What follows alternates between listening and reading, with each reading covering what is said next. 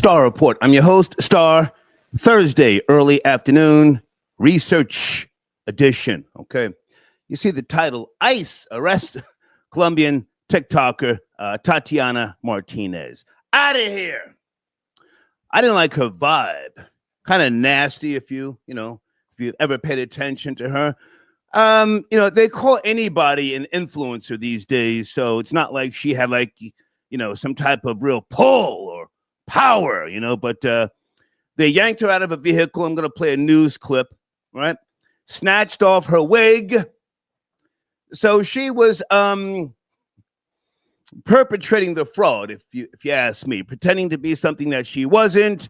Very nasty. She was doxing ICE agents. I say so long, farewell, bitch. Yes, bitch. Sometimes you have to exercise that word and just feel good about saying it. The bitch is out of here. She's toast. And she joins a lot of people who have been up on social media, TikTok, Instagram, YouTube, talking greasy about the country. And guys, I don't want to do a political discussion. However, Obama has deported more people than Trump, in case you don't know. Barack Obama, we played some older clips of him, from the past. So ICE is cracking down. Is anybody in the live chat, have you filled out an application to join ICE? They're paying pretty good money. I thought about it, but I don't think I have the energy at my age now to be an ICE agent, but I did think about it. So that's my main story, okay? Showrunner, Burger King mom, fired for being late. Nakia Hamilton, that's her name. In case you don't know the story, I'll play a video to bring you in the loop. She was the mother of three somewhere in South Carolina. About a month or so ago, she was working the entire Burger King in Colombia by herself for hours and hours, and she was praised. She was praised, and she did an interview giving shout outs to her manager. Well, she's been let go. I guess she started doing the most and, getting on some fly jiggy shit, coming to work late, calling out sick. So they let her go. Now, before you say, oh, that they did her dirty, no, she has raised by way of a GoFundMe page.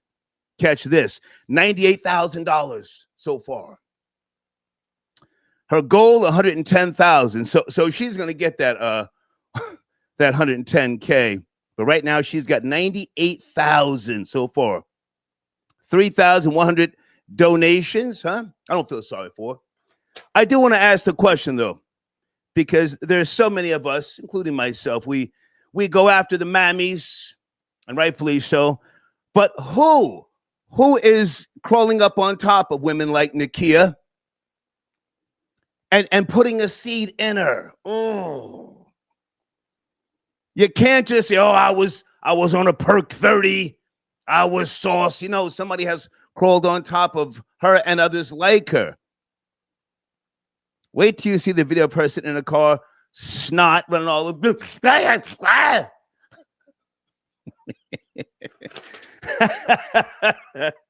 That's two of my stories this afternoon. Guys, also, something was running through my mind here since yesterday. And I want to ask you guys the question a little bit later. Have New York niggas gone soft? Let me say it again. Have New York niggas gone soft? Many of you call the show, and you're older. I mean, most of my audience is younger than me. My analytics shows me that. But you're older now. You've either left the New York tri-state or you're, I don't know, maybe you're still there. And some of these news stories that I give you, I don't expect you to be as hardcore as I am. I'm still stupid. Nothing's changed with me. I can put my foot on the gas at any given point. But some of these older New York guys, they say things that just make me say, wow, you've really gone soft. Case in point, there's a video going around right now. Salute to Lance Unrivera. You guys know who that is? Lance Unrivera. He's one of your hip-hop architects. Very knowledgeable man. I've never met him. Producer, liaison, matador, if you will. One of the smartest men in the hip hop arena. I give him that. And he's responsible for Biggie, Lil Kim, and a host of others. You know his pedigree. He did an interview talking about Jay-Z. That's some sucker shit. How Jay is treating Dame Dash. And the comments are just a landslide of people that appear to be from New York saying, yeah, he did him dirty, did him dirty. Well, I don't know. Times change, yes. But I'm going to have to spend some time today to talk about old school Brooklyn. Old school Brooklyn was not on that love is love shit. No. Brooklyn, throughout history, has always been dirty, grimy, backstabbing, cutthroat people. Can I get an amen from anybody who remembers those days? Or, you know, you've heard of this. I'm not asking you to necessarily kick anybody's back in, but it seems that now times have changed and there's a new perception of Brooklyn. Land of the stick-up kids once upon a time. It was a feared place from the Bronx, especially Manhattan, Queens, to go to Brooklyn. How are you now kicking dirt in Jay-Z's direction? He is the epitome of a Brooklyn nigga. Would you not agree? Not saying you have to go in on Dame, but those of us from back in the days, we remember Dame Dash as the cakeaholic. The cakeaholic. Dame used to clown niggas. One of the hardest interviews I saw Jay-Z do, this had to be over a decade ago. They were asking him about Dame Dash. Jay-Z said, he's a smart guy. He'll figure it out. Bars. He's a smart guy. He'll figure it out. A little bit later, have New York niggas going soft, okay? All right. Hey, Deeds, I got your email. Thank you very much. Deeds sent me some type of feel-good story.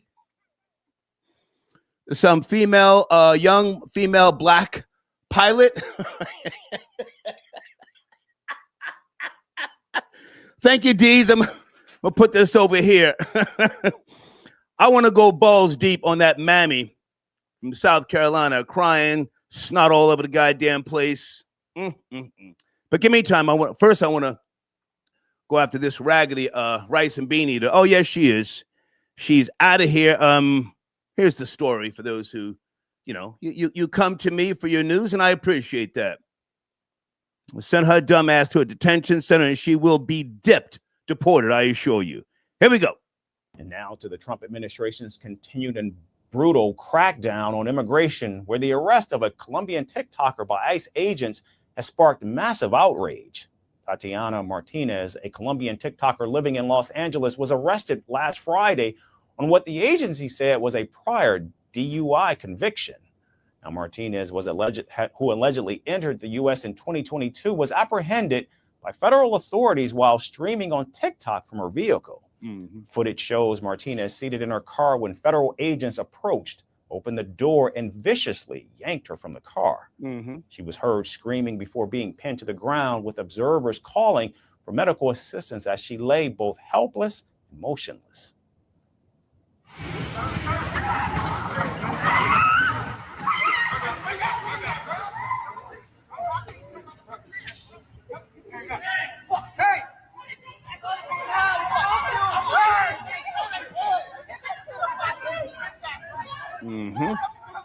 This is beautiful.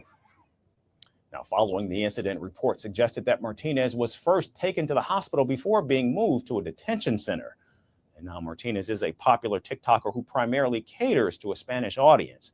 With over 37,000 followers on TikTok, she's been making videos on ICE raids that have become rampant in California since the Trump administration came back into office. Among her recent videos, she discussed the federal takeover of Washington, D.C. by Donald Trump. Her detainment has raised the ire of many, as legions describe the arrest as absolutely disgusting. Let me stop it right there. There was another, some type of, sassy talking content creator. I think he was from either Venezuela or Honduras. Who remembers his dumbass bald-head guy a couple of years back, and they sent him down to the Supermax prison. His bitch ass was crying. I want to play just a little bit more of this. Tatiana Martinez, she got what's called a nigga wake-up call. I'm sure she was one of those, me no black, me no black, me no black. Even asked how Americans could be comfortable with this, while another said he hoped karma would find its way to all ICE supporters. But not all users criticized ICE arrest. For the detractors of ICE tactics, there are those who support these abusive antics, as some have hailed the ICE arrest as against so-called illegal aliens. In fact, there are those questioning how she was allowed to stay in America for this long, while others said this is what they voted for. Immigration authorities have carried out a series of raids and are facing heightened scrutiny amid allegations of misconduct. Moreover, the administration's widespread deportations efforts have drawn strong pushback from immigration rights advocates and sparked protests across the country. We'll stop it right there. Okay. Salute to her fans who more than likely reported her. Nobody's got fans these days. That's a very old term. You've always heard me say, fuck a fan. A fan is a fanatic. But salute to whoever, watches or watched, past tense, her live streams and then reported her because she was sitting there talking greasy. Hey, Valerie, I got your donation. Thank you so much. I'm going to read some of the Venmo donations a little bit later. Guys, we now use Venmo on the screen. Please take note of that. We no longer use Cash App, okay? All right, so that's my top story. I have more videos to play with regards to her. Tatiana Martinez. Yeah, she spoke Spanglish, that nasty, broken, derivative of Spanish. A lot of these people,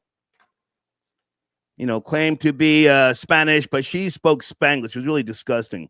Okay, also, I have some videos here to play because I do research in the afternoons, in case you don't know. I want to catch up with sovereign citizens. And I'm sorry, and the young Dolph trial. There's a new development. Matter of fact, why don't I get to that now? Thank you, Janet. I got your email. Janet sent me something with regards to the young Dolph case. Now, there's 3 guys, to my knowledge, who were on trial. One of these guys has just been cleared. Let me get this ready here, and we will look into this new development. This just happened today. And again, Janet sent me this. So let's see what this is all about here.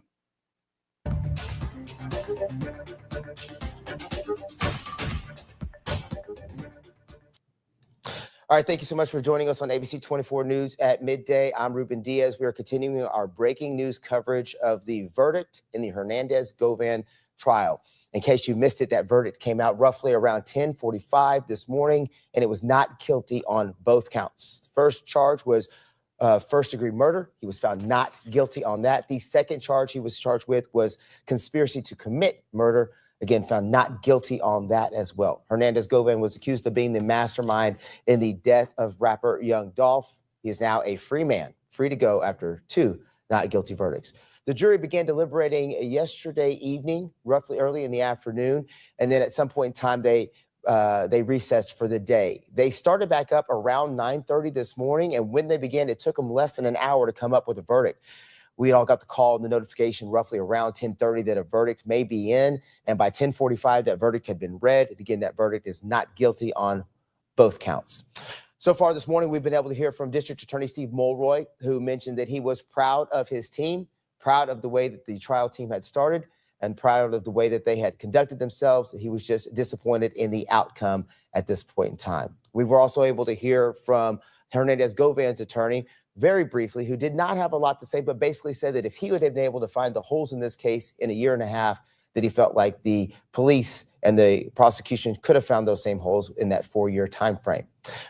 Let me stop right there for a second. So now this guy who has been found not guilty, Govan, was he accused of being the shooter or just the mastermind?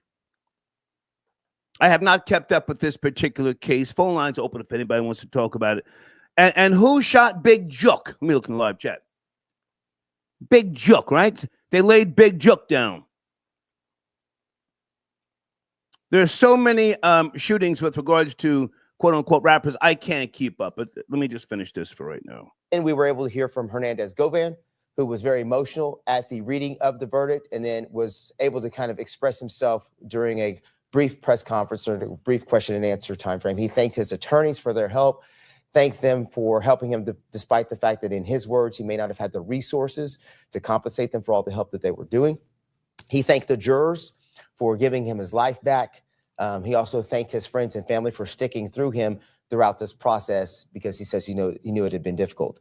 Somebody had asked him when he thought he had a chance in this case, and he mentioned that he knew he had a chance from the very beginning because in his heart, he'd known he was always innocent. He also went on to say that he could not exactly describe what it meant when he heard the words not guilty, that basically you can't explain what it means to get your life back and to finally be free. He also mentioned that he was really fighting for his son, saying he had an autistic son. He had a son with autism, and that he wanted to make sure that he was going to be there for his son.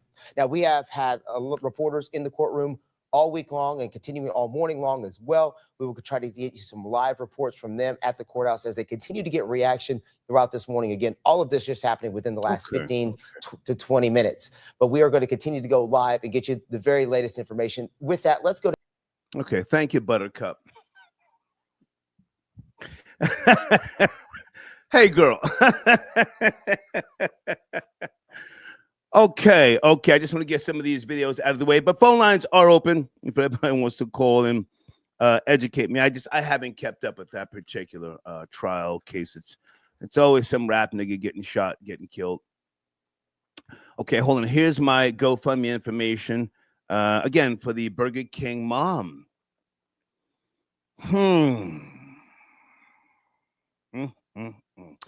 Oh, wait a minute. I'm sorry. And I forgot to print out.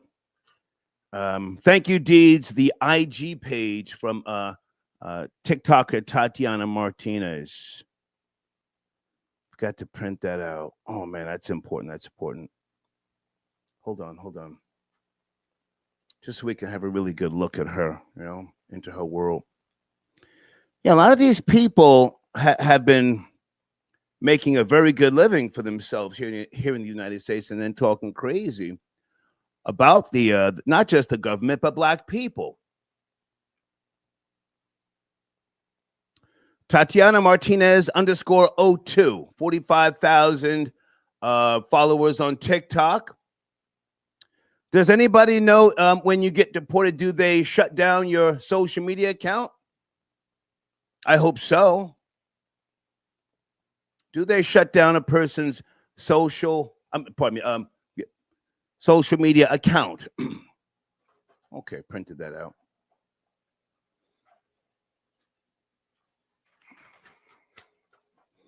Wow, look, everything's in Spanish. Nasty wig. This is a form of cultural appropriation. Yes, no? What say you? Who's texting me?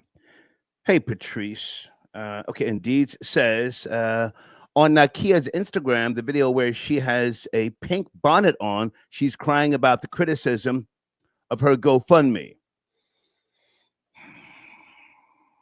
Thank you, Deeds. Well, Nykia,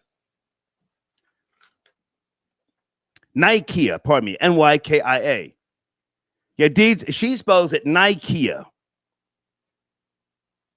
Let me play that. That's my showrunner. Fired for being late. Wait till you see the snot and all sorts of... Hold on a second. I really have issues with some people putting the camera so close to their goddamn face. It's like, to watch some of this shit is just... it's a bit much. Okay, here we go. This is Nykia talking about getting fired after she went viral. But again, close to $100,000 has been raised on GoFundMe. But Evergreen fired me because I've been late because of my kids, bro. My kids come first. And now when y'all gonna watch my kids? Y'all don't pay for no babysitter, no nothing. But it's cool. Everybody talking about jewelry and shit with my money. That shit came from Sheen. I'm not buying no real jewelry when I got bills and shit. What y'all mad? Y'all had PPP loans and did nothing with y'all money? The fuck? I'm already aggravated. I'm pissed. I'm already depressed. I'm going through this mental shit. And motherfuckers fucking with me. Just leave me alone, bro. This shit activated at this point. I don't even care, bro. Y'all can have all this shit. I ain't want no fame, no money, no none of this shit. My mind is already fucked up. I'm trying to keep pushing for my kids. I cannot do this shit no more. I cannot. The devil been on my back bad. You know what? He got it. He won. The devil fucking won. I promise you he won. Y'all, he got it. He got it, y'all. Y'all need to get her some help up in here because she busted her behind. She's doing everything she needs to do to make sure everybody is okay up in here. Right now, a TikTok video is putting the spotlight on a Midlands fast food worker who's been seen running an entire Burger King location. So this is the video that came out, the story, pardon me, the coverage, WACH Fox 57 out of South Carolina last month. And the little clip that I played first was her talking about getting fired. Okay, hold on. In Colombia, all by herself. The emotional post sparking conversations online about labor shortages, long hours, and the struggle to make ends meet. Tonight, we hear from the woman in the video, a mother of three, who says she's doing everything she can to keep going, even when it means doing it all by herself. All right, just tell me your first and last name. Nakia Hamilton. Spell it for me. NYKIAHAMILTON. And you say you've been working here for about 3 months now. Yeah. Kind of tell me about that night when the video went viral. I mean, you were just working. Yeah, because one of my employees just quit on me, and they ain't had nobody else to come in. So I had to work by myself, had to close by myself, had to do the dishes, do prep, do the floor, do front counter, drive-through. Though I end up shutting down drive-through and then people come in because it's too much to try to run and take orders and got to run back. So it was just a lot. Then last night I closed again by myself last night. I finally got help today. And she been here since 11 o'clock. She about to close with us at 11. So we just ain't got no employees. Nobody want to work no more. So. Okay, so you have 3 children. You work 2 jobs. Kind of just tell people more about yourself and why you, because some people on social media was like, I would have just closed the store and left. Like, yeah. What made you want to stay? Because shout out to my general manager, Rhonda. If it wasn't for her, I wouldn't have no job. Because I do have a record. And it's hard to find a job with a record. And by grace of God, she gave me a job. So that's the only reason why I stayed for her. Because if I know it went for her, I wouldn't have a job. So basically, to you, some people will say this is negative, but for you, you have a second chance. Yeah, because in the day I got 3 kids to take care of. Ain't nobody going to be taking care of them. Now, with all due respect, on her IG page, she now has a girlfriend. So she's an official carpet muncher now. Whoever put the babies up in her, I don't know if they did it so she could get a check. Maybe she's a switch hitter. Maybe she flipped, but on her IG page, she's now gay or something to that effect. Hang on a second. Let me just play a little bit more. I'm a single mother, so I still got to feed them. And I got a child about to go to school. So. And my last question is, for someone that may see that video and be like, oh, she working hard, like whatever, it's like, this is what you chose. What would you tell them to say, like, hey, we're all just trying out in the world? Yeah, I mean, everybody didn't grow up with a silver spoon in my mouth. I did. My mom been a single mother of 4 kids. I'm a single mother of 3 kids. You gotta do what you gotta do. Either you want us to work or you want to go out here and rob, steal, and kill. I mean, which one you want? So you just trying to do it right. Stop right there. Mahogany, hey girl, I see you in the live chat. She says, I sure hope Rhonda didn't fire her. Of course she did. Salute to that baby, Mahogany. And I say baby with all due respect. Of course, Rhonda, who she just gave a shout out to, her manager, got her fired. This girl was getting a bag. Again, up on GoFundMe right now, as of today, $98,000. Do you think she broke Rhonda off with 5 racks, 10 racks? Hell no. He damn right Rhonda dropped dime on her. I'm trying to do my best. I got 3 babies. They depend on me. They love me. At the end of the day, I do it for them. Because every time I get off, my especially my 2-year-old, mommy, she loves me so much. I walk through the door. My son, sometimes I bring my son to work with me because I be trying to spend as much time with him as I can, knowing that I work about. Right. And I did reach out to Burger King to get their opinion because, you know, I had to. But I don't want people to think like this is bashing Burger King. So just like how you speak about your general manager, can you just say something positive, like, you know, this is not bad. What happened? Burger King is not a bad establishment. Mostly, yeah, we have. Okay. Phone lines are now open. I think you guys have got enough for us to work with, all right? Okay, live chat doing what they do. Dem edges dough. Okay. DEM. I struggle with Ebonics, folks, if you're new to the show, okay? I want to play the Lance Rivera clip from The Art of Dialogue, but I would love to speak to somebody from New York first. Anybody older, older than 50, if you will? Let me look in the live chat. Any old school Brooklyn? Have New York niggas gone soft?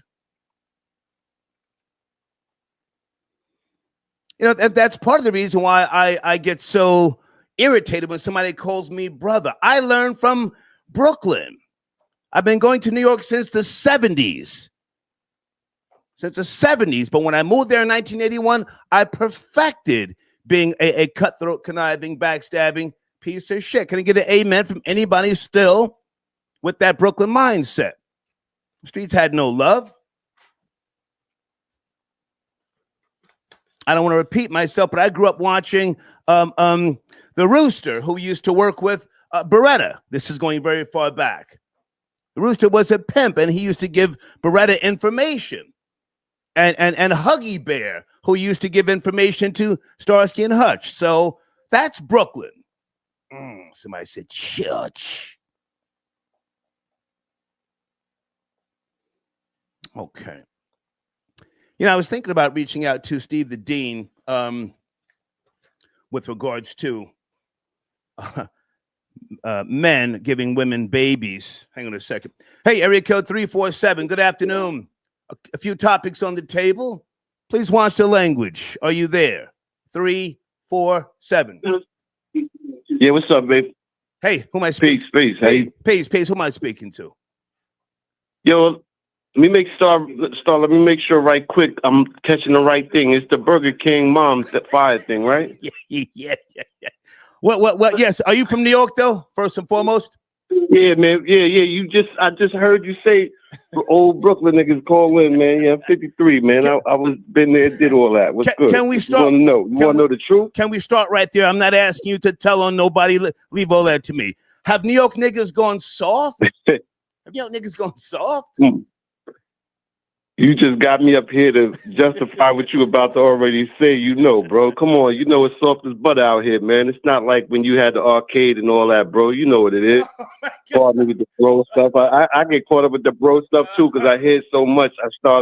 My bag. That's okay. You know no. They got me saying it too. I appreciate the call. I'm just, I'm stupid. I'm the stupid nigga, and I'm sitting here sipping some coffee. We're gonna get to the topics, but have New York niggas gone soft? How are niggas like, looking at Jay-Z as a bad guy because he did what Brooklyn niggas do to Harlem guys like Dame Dash?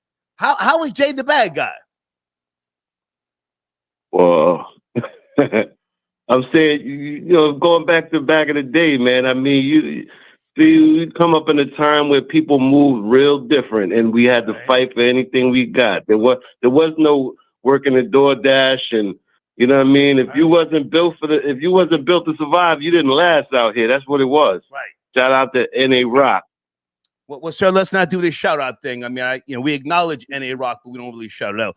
Yeah, I mean, but listen, back in the days, man, you couldn't go down to King's Plaza, Albee Square Mall, and be standing next to gods and acting goofy, right? You had to know your mathematics of the day or something.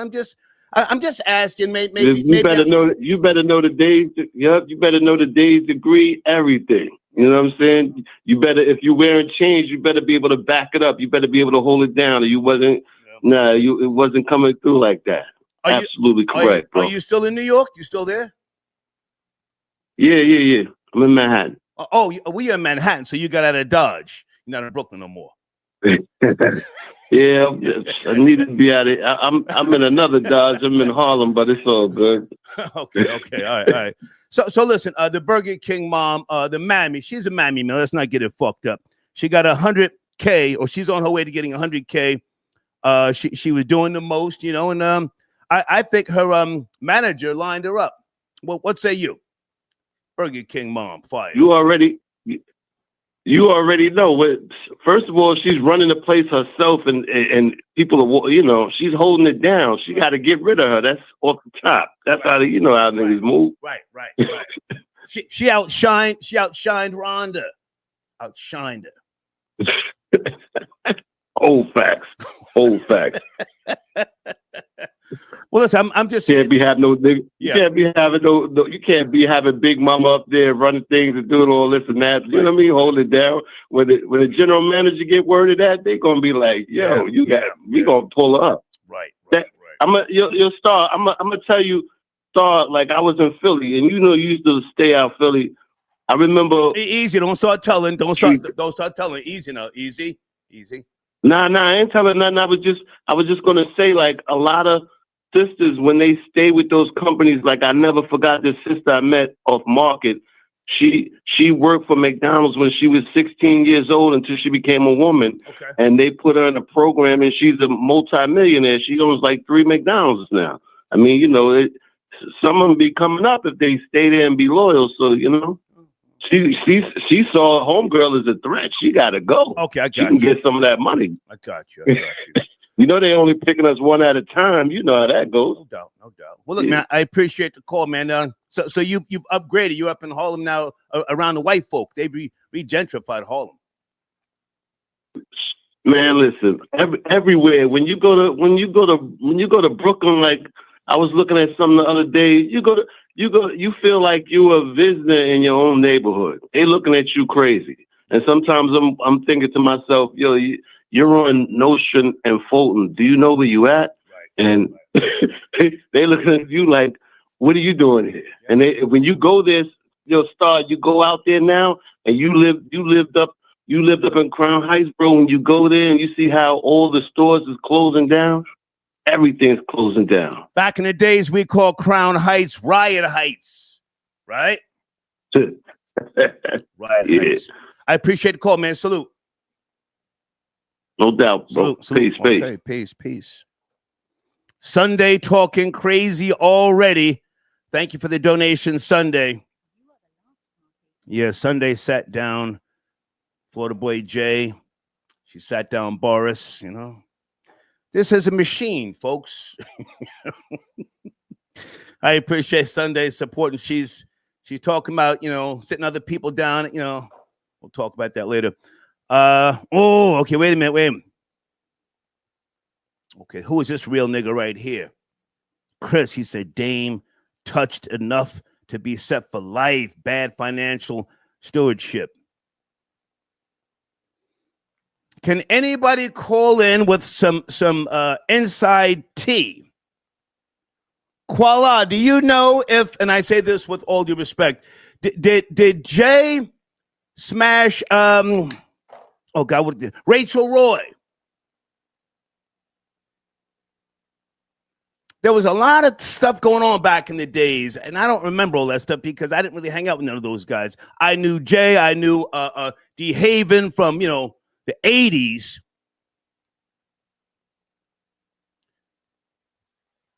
But to my recollection, Jay may have smashed Rachel Roy, who then Dame went on to marry at some point. Somewhere in between there, Aaliyah was in the mix.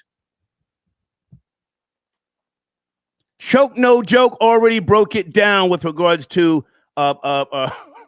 Jay-Z, Dame Dash, and Aaliyah. Let me look in the live chat. Got Troll Babies. Did Jay smash Rachel Roy? Wait a minute. Flamethrower's talking crazy, but the man sent in a donation. Hold on. Good afternoon, 602. Doing a research edition. Please watch the language. Are you there? 602. Good afternoon. Hey, Star. How you doing, Star? How much? All right, sir, can you call back later? I'm doing research. Call back later, please, with the goofy stuff. I want to see somebody. Thank you. I want calls that are on topic. You know, call at night with all the goofy shit, you know? Flamethrower. What's he saying in the live chat there? Hold on a second. Star, I accidentally got said. Okay, so I used your line about not being there for her or the kids. She didn't break. She knows I'm a millionaire, and she said either I marry her and give her 4 more kids, or she's taking me to the cleaners. What do I do? I think you should run. To be honest with you. Let me look in the live chat. Guys, did Jay smash Rachel Roy?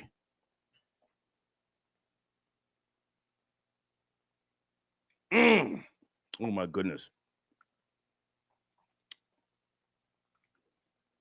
Jaguar Wright said something crazy about joke, no joke. I'm not going to repeat it. Phone lines open. I'm sorry. Hey. Dre at Grave Shift. Good to hear from you, man. Thank you for your support. Star, Tatiana's cousin Pablo voted to get her up out of here. Okay. I want to play some of these other videos, but I'm just not sure with regards to this woman, Tatiana. It's in Spanish. I mean, I don't think we want to waste time playing her videos. I'm not trying to make her famous. Hang on, guys. Deed sends it a donation. Deed says Rachel Roy is allegedly the Becky with the good hair Beyonce mentioned in Lemonade. Oh, that's right. That's right. Kuala with the T. Where are you, Kuala?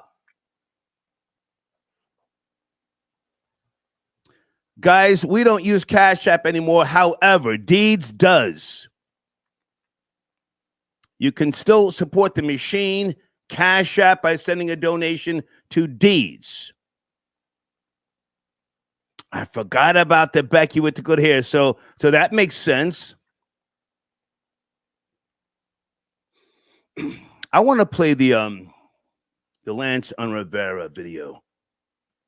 Guys on the screen, that's Deeds Cash App, okay? Deeds monitors the live chat. She doesn't, sit people down just because you're talking crazy. But just don't spam and don't try and derail business. Okay. On Instagram, she had pink bonnet. Okay. I got no problem with Nikea and her bonnet on Instagram. To be clear, somebody put babies up in her. We can clown her all day, but somebody crawled on top of her and skeeted. Skeet, right? Hold on. Chase, I got your email. Salute to you, sir. Thank you. Okay. Now we got a couple of people tapping in. Trucker.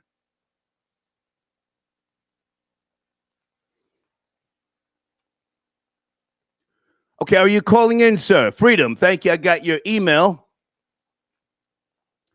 Oh, that was a time. Salute to the to those guys. I don't do shout outs, but yeah, thank you, sir. Are you calling in? Phone lines open. Area code 929. This is a research edition. Please watch the language. Are you there? 929. Yeah, Star, peace. What's going on? It's Law Intelligence. Peace, Law Intelligence. How are you, sir?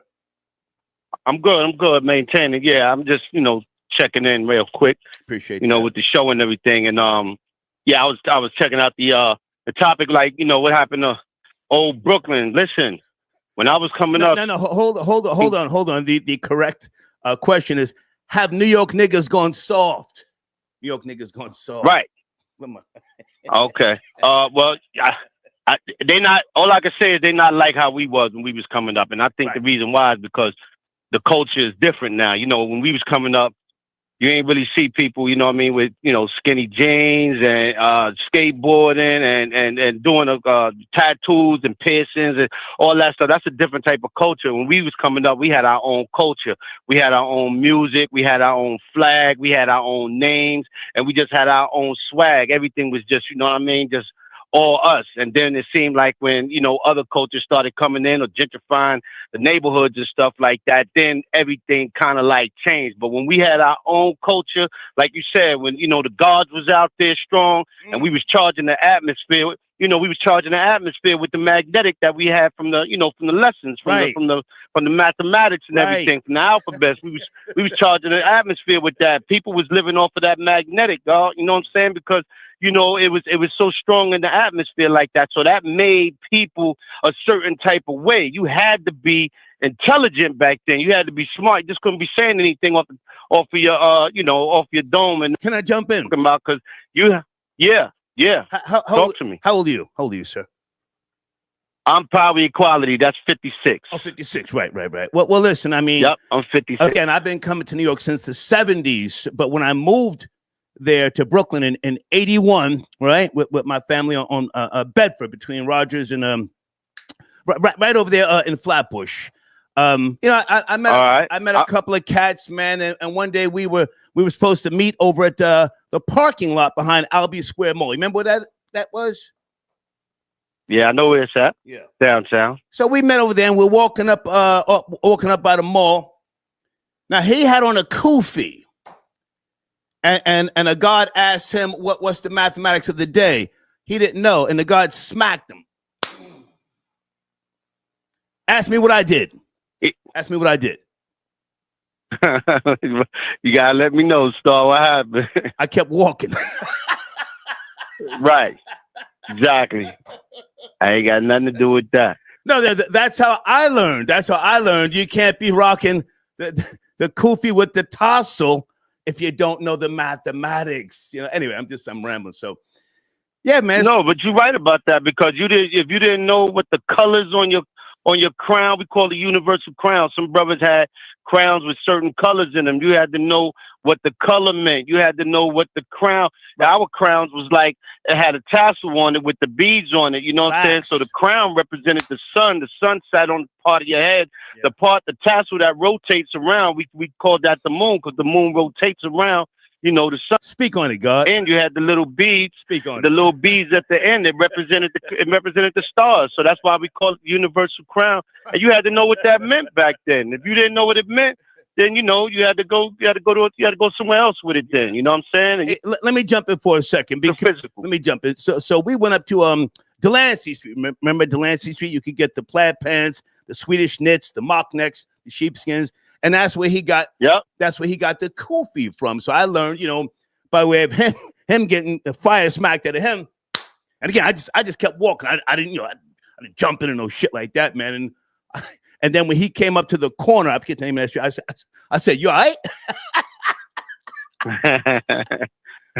Anyway, so yeah, you check that out. Yeah, it's a different day and time, man. But all right, so I'm talking. Well, back then people got into pardon self star, but back then people got into it for you know, they got on people because they wanted them to be intelligent. They wanted them to be smart. They wanted them to be thinking. And if you wasn't thinking, then boom, you know, you caught a bad one for that, man, for being dumb. We don't want nobody dumb around us. We want people who's thinking and that's on point and know their degrees and know their lesson. Yeah. Yep. So go ahead, Star. I'm listening. No, that's it, man. I appreciate the call, man. Have a great day. Salute. All right, no doubt, Star. Do the same. Peace. Yeah. Have New York niggas gone soft? Niggas in the live chat talking crazy, but yo, Star, why didn't he slap you, nigga? I didn't have on a kufi with the tassel. Fuck, nigga, that's why. And the guy who got smacked, I mean, he was my homie, but I didn't know him like that. I didn't know what the fuck he did. But he got smacked for a good reason, if you ask me. Colleen, good afternoon on a Thursday. Hey, Colleen.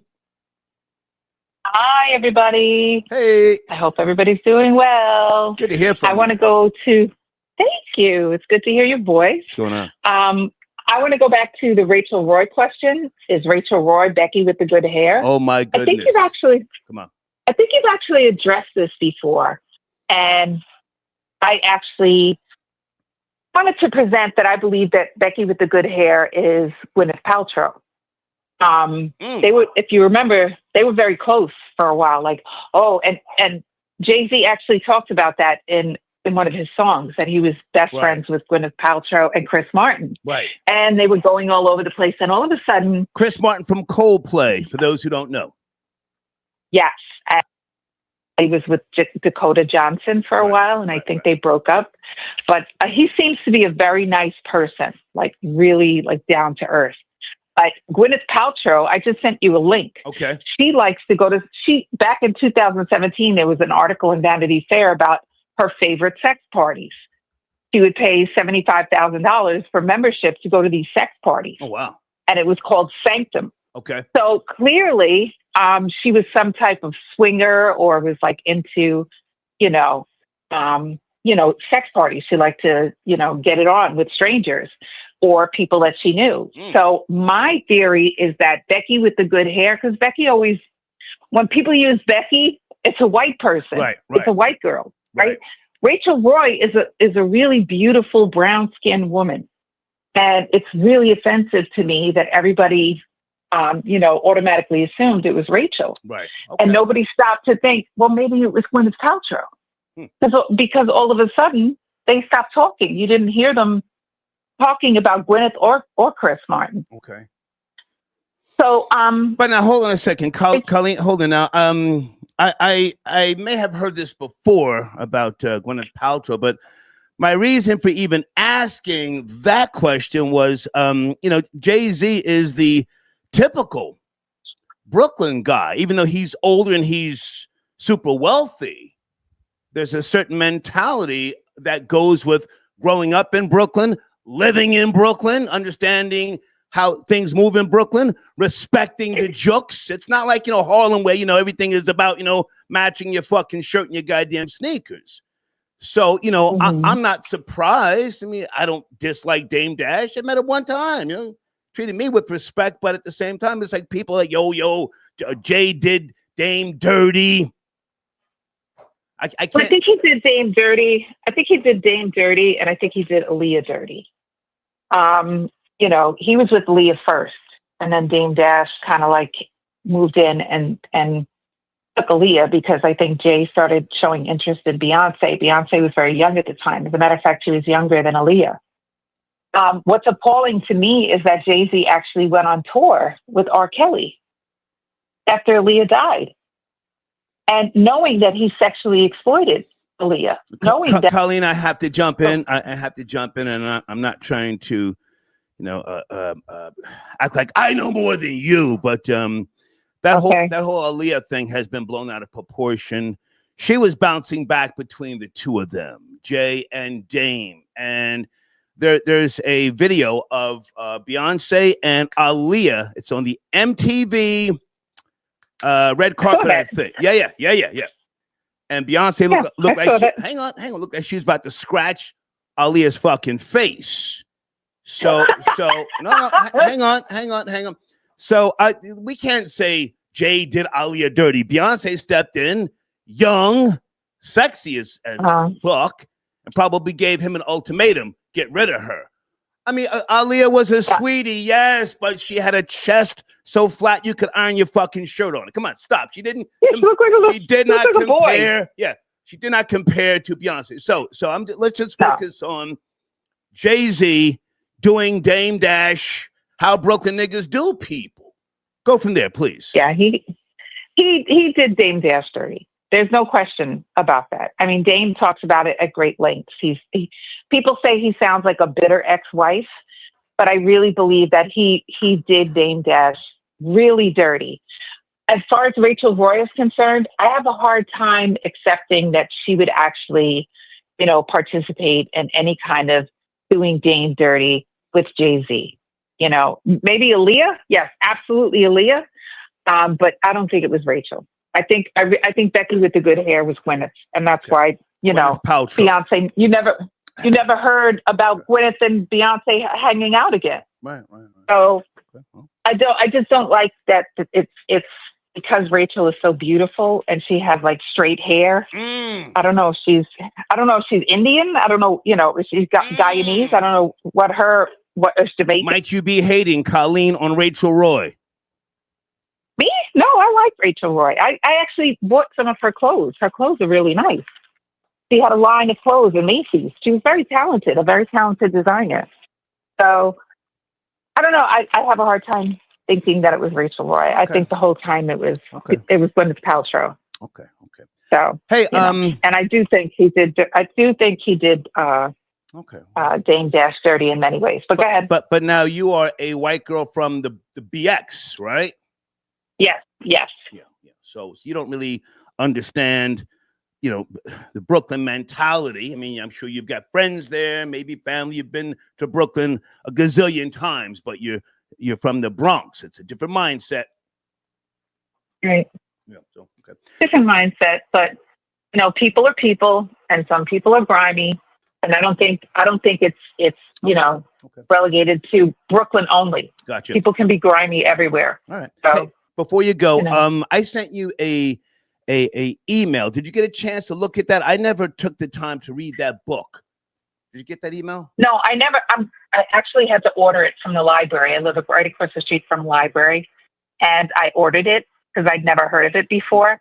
But what I suggest to you, because it correlates with the email you sent me. Right. I don't know if you've ever seen the documentary 2 Million Minutes. That sounds familiar. But that sounds familiar, but I sent you the PDF file to the book. You didn't have to even order. You could just, if you click it, the book pops up. Okay. Oh, I didn't, you know what? I didn't click on it. So I'll do that then, because it's free from the library too. So it doesn't matter. Yeah. But I would like for you to watch 2 Million Minutes. And I strongly send me a link. Suggest that everybody listening watches the documentary. Some libraries will give it to you for free. I can't remember, Canopy or something to that effect. Wait a minute. It's like you hang on, Colleen. On the screen there, is it Mars? Mars says a white woman from the Bronx? ? Better be from Riverdale or Throg's Neck, or else she ghetto. I'm ghetto as hell. How about that? I'm from University Avenue between 183rd and Fordham Road. Ghetto as hell.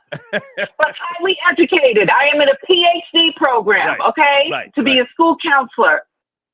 So I am from the hood. You want to call me ghetto? I'm ghetto. That's right. And I'm a proud ghetto person. But anyway. Slick Rick was over there by University, right? Is that where he was from? Yeah. Yes, he was from University Heights as well. So I'm very proud of where I come from. I came from a neighborhood where people loved each other and took care of each other.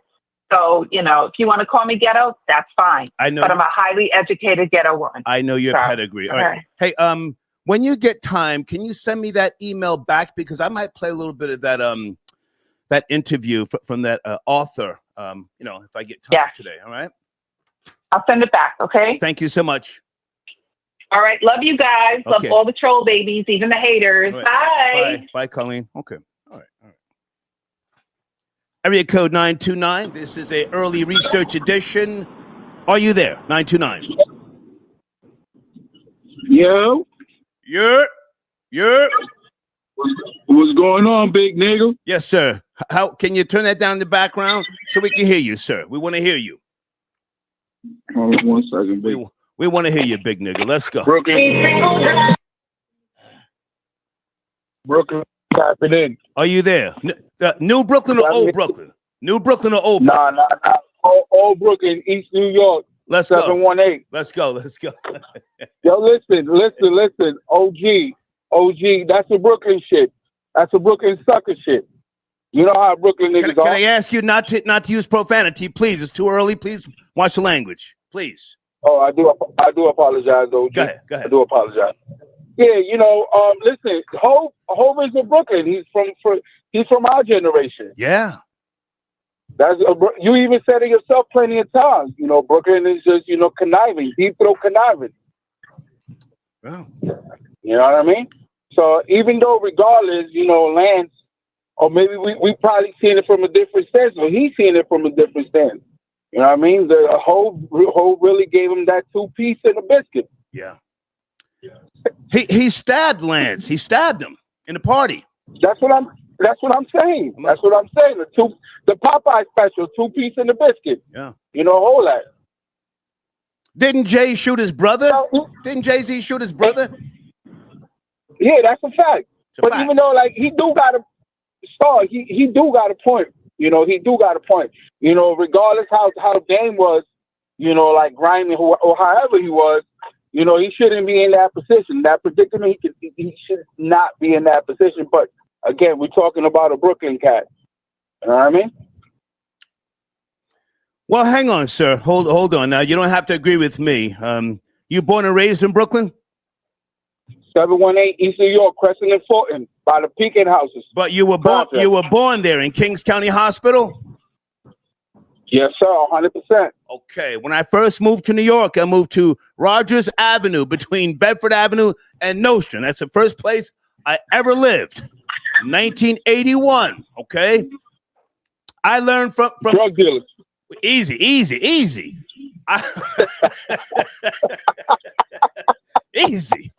I learned from your OGs, your father, whoever. I learned from you guys. It's every man for himself. So, Dame was fly, flashy, and jiggy, matching all of the cakeaholic. I pop tags. Remember that shit? I pop tags. I don't even wear this shit. Right? Iceberg Slim. I pop tags. I don't even wear the same suit twice. That was Dame, right or wrong? That's some Harlem. That's Harlem niggas, bro. Harlem. I'm sorry. OG. It's okay. In Brooklyn, if I see you wearing a Chinese silk shirt or I don't know, a brand new pair of shell toes, we're coming to your apartment at 4 o'clock in the morning to get that. Right or wrong? Yes, I need that. I need that. Yeah, that's a fact. We've been chilling all day together, but you got on some new shit. I'm coming to get that. I need that and some. I need that and some. Yeah. You know what I mean? Are you still in Brooklyn? Well, no, I just really wanted to tap in. No. Stay with me. Are you still in Brooklyn? Nah, I had to leave that. I'm in Connecticut. Ooh. Gun waving. Okay. Well, it used to be called gun waving. You up there now? You got a backyard. Shit is nice, right? Shit is nice. I left the swamp. I left the trenches. You got a landscaper now. You right? Right? Yeah, that's a fact. Yeah. That's a fact, though. Shit is different. Shit is different. So okay. Way different. You know what I mean? Listen. You hear the birds chirping. You know what I mean? You don't hear none of that loud music, none of that Dominican loud music. Right. I don't need that. I pay taxes now. I pay taxes, OG. Okay. Well, listen, I'm not saying nobody should be stuck in the same place mentally, but I can't feel sorry for a nigga who got. Right. You got. I got you before you got me. That's the old streets. Come on, close it out. Well, listen, it is what it is. You know what I mean? Like Brooklyn, and even when you move out, even when you mop the slumps of the trenches, you go back. It's the same people. Nothing changes. Don't go back. You're just food. Don't go back. You're just food. Now you're food. Yeah. Okay. Now you're food, OG. But thanks, man. I'll take you tapping in, G. Yes, sir. Thank you, sir. Salute. Salute to these guys for calling in. But you see, these guys that are calling in, these guys are now eating high up on the hog. These niggas is eating asparagus now, lightly sauteed. They're not eating Hormel chili anymore, right? Kid, I got your donation. Hold on a second. Let me get kids' information on the screen. Pow! Thank you for your support, sir. I don't have my contacts in, but I'm just going to trust you. ICE is just slave catchers with badges. Harriet Tubman ran through the Underground Railroad for free. Now coyotes charge $10K for the same route and call it surge pricing. From Moses to Uber, same tunnels, different receipts. No, sir. Let's not compare, black slaves once upon a time to today's illegals who came here illegal. They're getting a nigga wake-up call, and I love it. Tatiana Martinez, they snatched her wig off of her head. Fuck that bitch. Dumb heart.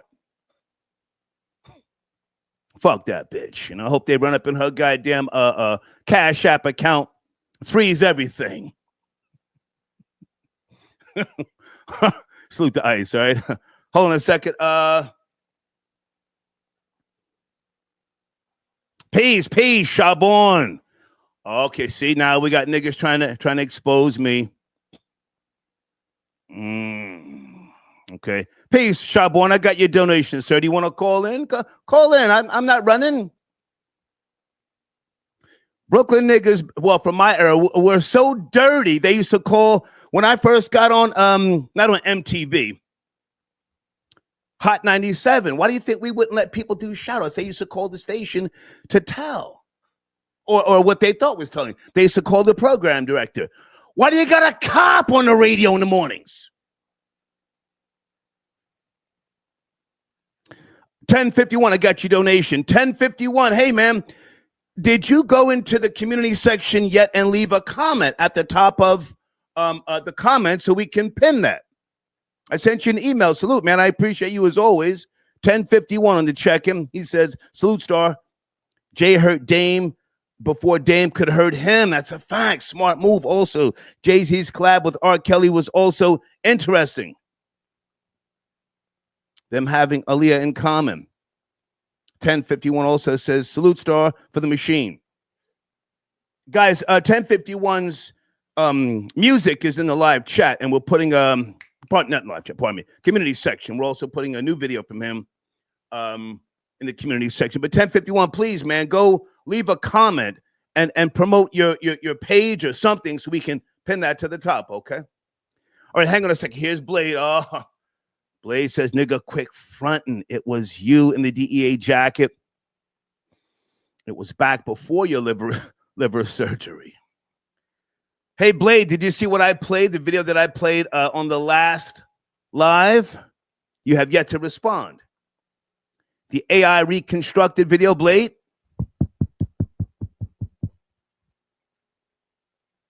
Blade did, he did spend Skrilla, though. That's a whole fact. Salute to Blade.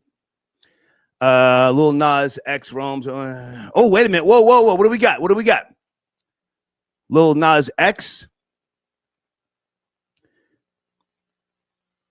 Did he get turned out? What is this? Is that really him? Whoa, is that Lil Nas X hustling Badussy? Breaking news. According to TMZ, Lil Nas X roams LA streets. 4 a.m. Oh, shit. Somebody slipped him a Mickey, or he got a hold of some good shit. I have no proof, but here we go. Let's turn the volume up. Out there in L.A., huh? Playing hide and seek with the Willy Bobo. Nah. Hey, don't be late to the party tonight. Where at? You know where it's at. Nah, go ahead, babe. No. Go ahead, babe. No. Didn't I tell you to put the phone down? Uh-oh, somebody's gonna have to pay for that. You on that shit. Oh, shit. Lil Nas X. Hustling Badussy. Allegedly. Yes, I am serving you. And you better be at that party tonight. Oh, yes. That's him.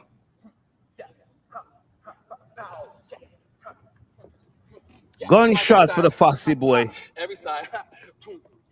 Yes. Vogue. Oh, shit. Sean Bankhead taught me that one.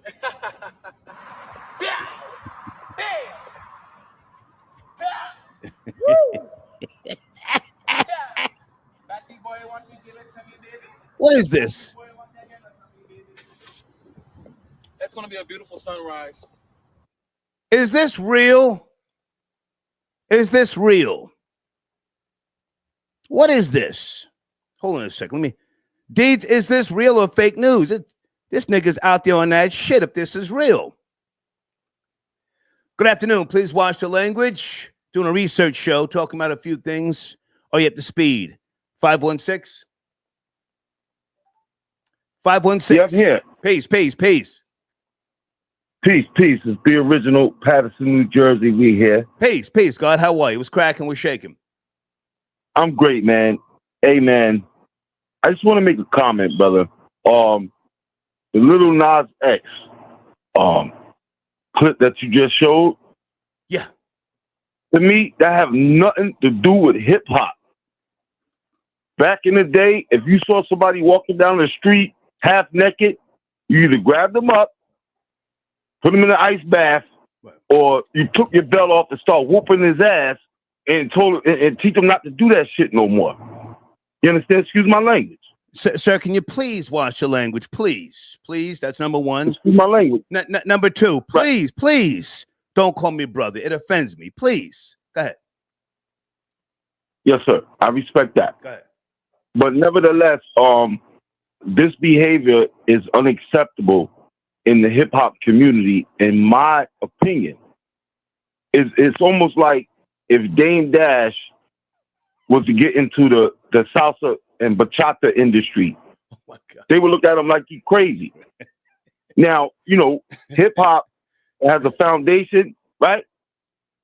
And you know, it was created by foundational Black Americans. Call us what you will, the gods, you know, the people of the planet, the natives. Call us what you will. True. You're speaking facts. You're speaking facts. So this should be. We should have rules and regulations of who we should allow in our culture.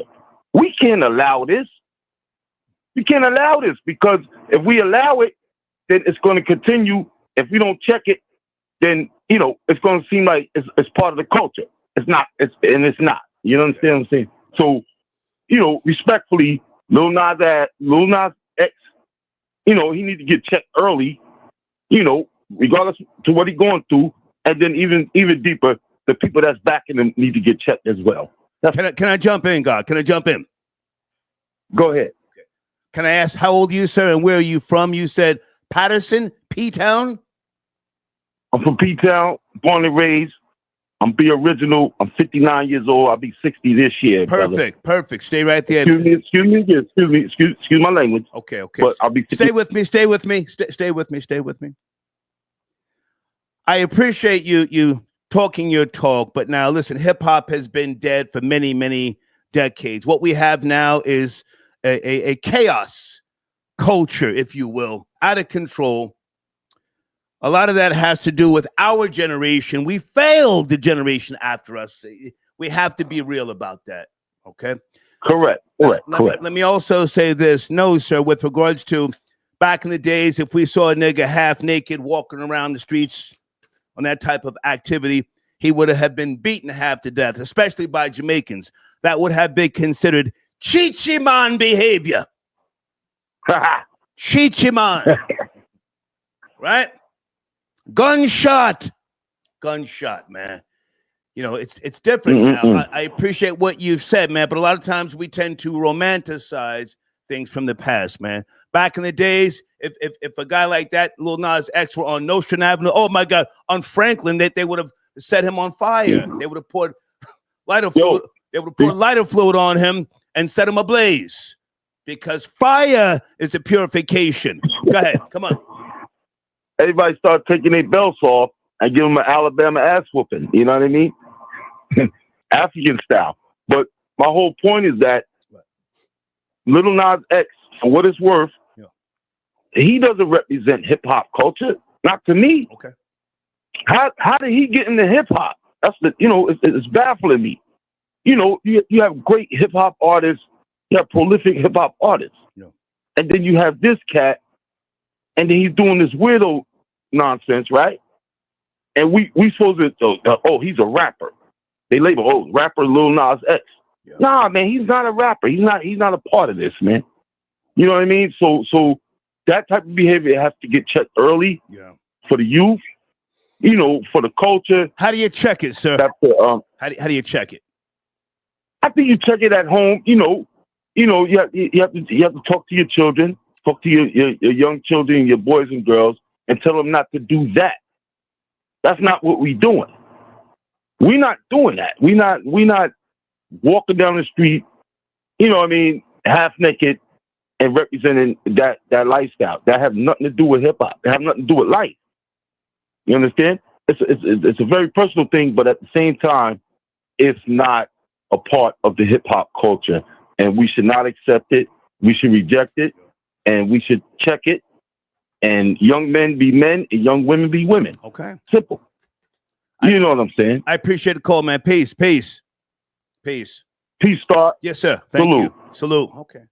I let him speak. Folks, this is the objective perspective. I don't have to agree with you, but I give you the last word. Okay. Okay, here's a story that came out 5 months ago. You don't care about feel-good stories. You just want the drama, the bullshit, and the tea. But I'm going to play this. Deeds sent me this. A teenager, one of the youngest black female pilots in the U.S. Here we go. That you see a 17-year-old juggle classes at Spelman College, then goes soaring through the clouds. And Kamora Freeland hadn't imagined this life either. I actually wanted to be a marine biologist. I never thought about being a pilot. At 12, her mom had the idea to put her on a wait list for a scholarship private pilot program. At 15, she got in, trading her love of sea animals for the sky. At 17, after 2 years of flights and intense studies, she made history as the youngest licensed pilot in New York State and one of the youngest black female pilots in the country. What do people say when they find out that you fly? They're always so amazed, like, wow, like you're so small, you fly. The training program, United Youth Aviators, introduced her to other black kids eager to take flight. She found community in an industry where less than 3% of pilots are black. Did you worry about whether or not you'd fit into this industry? No, I just knew that I wanted to create change. I knew that I could show other people that you can do this. So she showed me a bit of what she's learned, demonstrating more mastery of this plane than I had over a car at her age. I actually got my driver's license 4 days after my private pilot license. Oh my God. Yeah. Are you serious? Yes. She's set her sights even higher, planning to finish college in just 3 years and become a commercial pilot. Do you feel like you're making history in that moment? I don't really think of myself as someone who made history because I feel like what I did, anyone could do it. Not everyone has this opportunity, and I'm so grateful for it. I'm so amazed every time I fly. She might even open her own aviation school one day. But for now, she's going to enjoy the view. For today, Antonia Hilton, NBC News, Atlanta. How fantastic is that? Do you think your friends are like, hey, can I get a ride Yes. to Florida? But don't you just...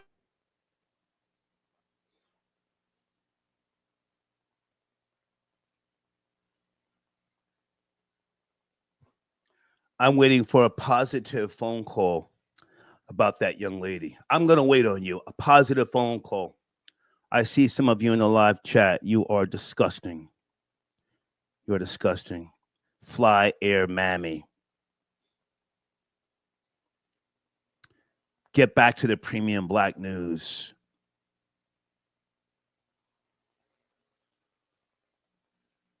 Phone lines open right now. I dare you. I'm going to wait on you. I dare you. Suleiman, are you around? I need to take a break. Suleiman, can you call in and talk for 5 minutes? Are you out there, Suleiman?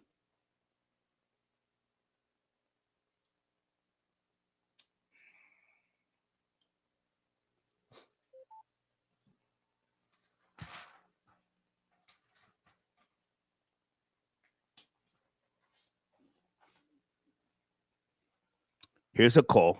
Who's this? Area code 440. Good afternoon. Good afternoon. Are you there? A call. What's up, Star? I just called to try my best to say something positive about the young lady. Mm-hmm. Area code 440. Can you turn that down in the background, sir? Please turn that down in the background. Yes, sir. I was going to say, mammies are nationwide, and now they're airborne. Look at you. They're airborne. To the east or the west. Say it again. I dare you. Say it again. I dare you. Well, mammies are airborne now. Yeah. Wigs, weaves, and everything. Lashes, eyeliners. They're all going to be everywhere. Might you have a black daughter, respectfully, a black sister, a black cousin? No, I got the phone now. Have a girl. Okay. He hung up. Look at you. Nothing positive. Not one of you. Area code 718. Good afternoon. Are you there? What's up, Star, man? What's going on? It's Kenyon calling from Brooklyn, New York. I used to listen to you back in the day. Okay. I enjoy that story. I'd rather see that story than that dude walking in boots and all kind of stuff. It's sad where hip-hop has come to, man. I mean, yesterday, 2 days ago, was a teacher, KRS One's 60th birthday. So never mind KRS, never mind hip-hop. Okay, I just played a video of a young black girl, so a pilot. Yeah, it was great. That's a great. I love seeing that story. She's from New York originally. That's all good.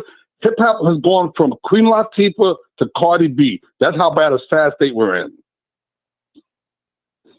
Okay.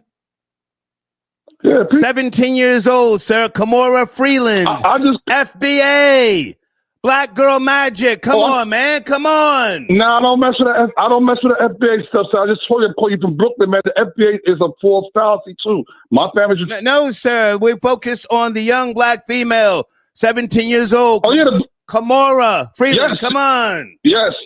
Congratulate her. It's a great story. I'd rather use show stories like that than showing little Lil Nas X or who the hell it is, twitching like little bitches out here.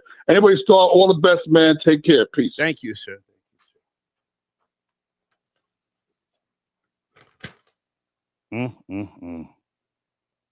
There's a nice comment right there. Black Girl Magic. We're going to get back to the bullshit, but goddamn. Should I play it again? Sunday going hard in the paint. Guys, if you're just now tuning in, Sunday sat down Florida Boy J and Boris. And what does that mean when someone gets sat down? That means they are no longer able to call into the show for 30 days. That's something we used to do back in the old Star Chamber days. People used to send money in to stop other people from calling in. They used to purchase beef. This is a machine, you know. I just had to, let you guys know in case you don't know. Hold on a second. I can't believe nobody's got nothing nice to say about that young black girl. Area code 704. Good afternoon. Good afternoon, Star. Hey, who's this? This is Amanda. Hey, Amanda. How are you? It's crack. I'm doing well.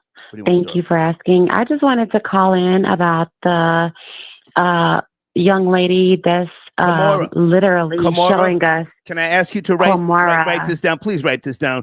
Kamora Freeland, 17 years old, licensed pilot in New York. Kamora Freeland, go ahead, young lady, go ahead. Kamora Freeland. Freeland, Freeland, Freeland. Freeland. Yeah.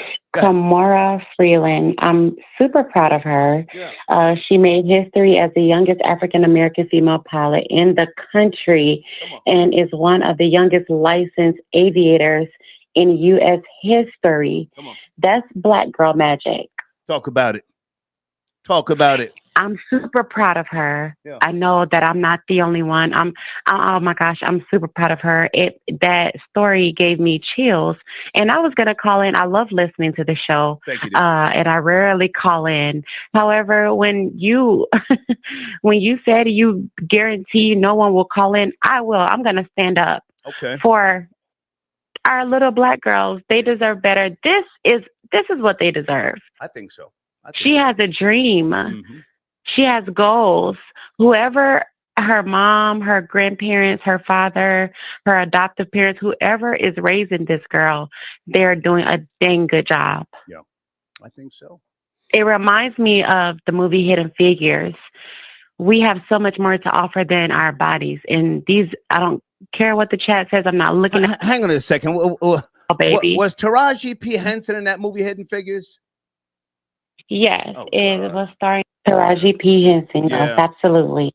And that's the story about the 3 African American women right. At NASA. Mm-hmm. Yes. Okay.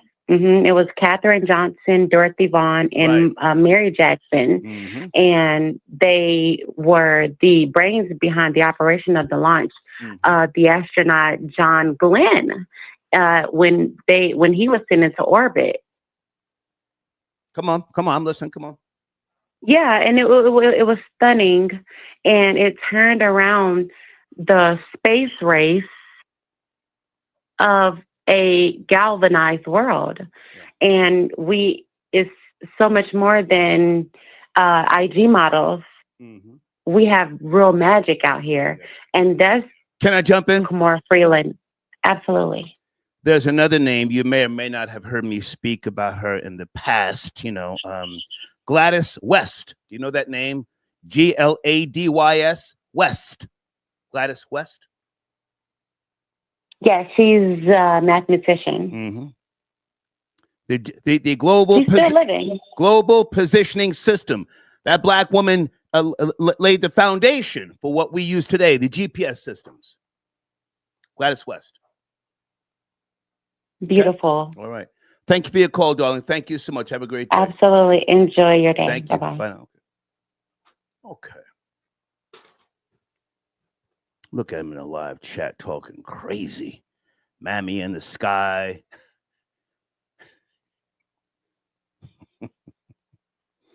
Someone says, how much to unban FBJ? There is no price to unban somebody. I have to respect the dollar, FBJ is a good guy. I'm sure he's doing well. That's my nigga for life. Okay. Area code 201. Are you there? Good afternoon. We're talking about Lil Nas X serving on the runway. Serving. Well, hi, Star. Hey. I actually wanted to comment on Kamora Freeland.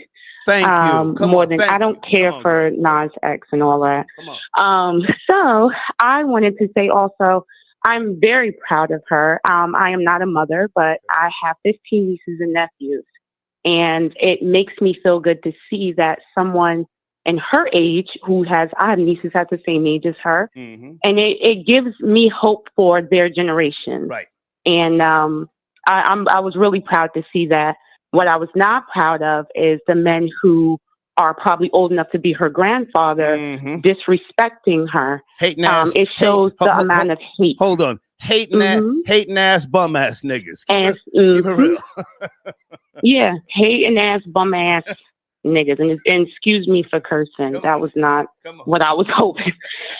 But how dare you? Yeah. You old grumpy stank motherfuckers. You have some nerve. Yeah. If this was your daughter, would you want somebody to disrespect her on the internet like this? You probably wouldn't even do anything about it. Right. You coward ass niggas. You got some nerve. She is a child, and she's doing more than what you ever did in your whole life. Right. And that's probably another reason why you're sitting there typing behind your phone, talking about a 17-year-old. Yeah. You got some nerve, you hating ass niggas. And I really don't want to curse because I'm out. Stay with me. She's on her way to possibly becoming a commercial pilot, and she's thinking about opening some type of aviation school. So yeah, it's a feel good story, and I thank you for calling in. Deeds, it very much was. Yeah, Deeds sent that to me, and she said, "Please find time to play this within all the bullshit." Right. No, I'm glad you showed that because me personally, I work for a law firm and I'm doing very well in life. And it's good to see an upcoming young woman that is achieving, like the last caller said, achieving her goals, doing what she wants to do, not what she has to do. Okay. This is her dream and she's achieving that. Yeah. And that's what I like the most. And that's all I really wanted to come at the old grumpy men because you got some nerve. Yeah. But at the end of the day, this is about her, and she deserves all the recognition, everything, because this is a child, and she's doing exactly what she wants to do, and more than most of these people done did. Okay. So I appreciate the call. Thank you. Thank you, Star. Okay. Bye. Okay. Research in the afternoon. Lil Nas X searching, cruising. Another feel-good video. A feel-good video on the Star Report. Gladys West wasn't done learning when she decided to go to Virginia Tech to earn her PhD at 70 years old. I had so much that I hadn't done. You know, I feel like I have a good brain. I need to use it. I keep studying. Growing up on a small farm in rural Virginia in the 1930s, Gladys learned it wasn't about being poor. We never thought that we were poor, stuck in the mud poor. We always thought that we see crops growing, things getting bigger and better. At the time, options for girls at her school included becoming a teacher or seamstress, but Gladys stood out for her talent in mathematics. They were trying to encourage me to do something a little different from what the other students are doing, some of the other students are doing, because they felt that I had talent to do it and make it. Gladys was class valedictorian and earned the first full scholarship to what was then Virginia State College, where she earned a bachelor's in math in 1952 and a master's 2 years later. The U.S. Naval Proving Ground hired Gladys in 1956. She was only one of 4 Black employees and 2 women. I'm going to a place where they're going to be bringing in humongous computers, and you have a lot of space to process the data. It's here Gladys won praise for solving complex mathematical equations by hand. She then became part of the team programming computers to do the work and went on to develop a groundbreaking program capable of calculating satellite orbits. It's that work that laid the foundation for the Global Positioning System, or GPS, we rely on today. It's just amazing. It's just amazing what that capability has brought. Her pioneering work in aerospace and defense industries went largely unnoticed. Did you catch that in the live chat before I continue?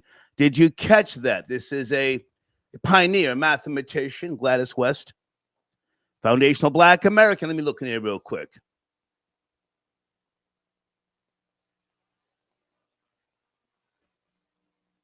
Run that back for you. I got time, goddamn. I got time. Here we go. Programming computers to do the work and went on to develop a groundbreaking program capable of calculating satellite orbits. It's that work that laid the foundation for the Global Positioning System, or GPS, we rely on today. It's just amazing. It's just amazing what that capability has brought. Her pioneering work in aerospace and defense industries went largely unnoticed, but in 2018, the U.S. Air Force inducted this hidden figure into its Space and Missiles Pioneer Hall of Fame. Reflecting on her 93 years, Gladys realizes she had many mentors, starting with her own mother, who pushed her to embrace her talent and dreams. I think it's really exciting when you go into something that you really love and you're really doing it, and you see it working, and you see it spreads out into the world.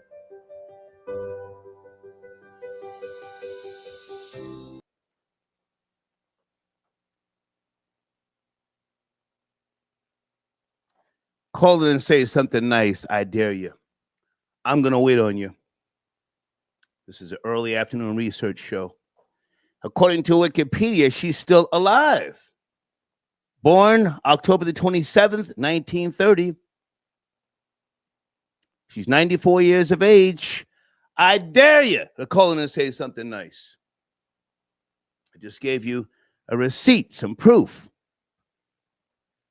She laid the foundation for the GPS that we all use. Most of you would be lost without the goddamn GPS. Right or wrong? Did BET give her an award? Oh, my God. If BET didn't give her an award, motherfuck BET. Phone lines are open right now. I'm going to wait on you. I'm going to wait on you.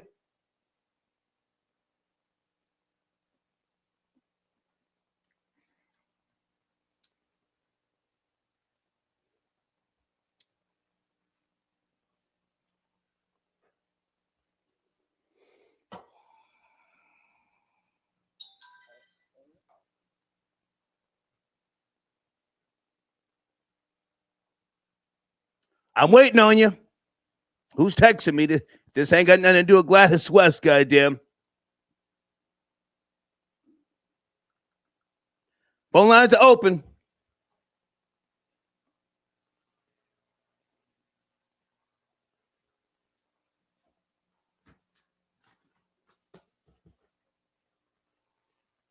Niggas claiming to be FBA. Niggas claim all sorts of shit. Pick up the goddamn phone. I'll wait on you.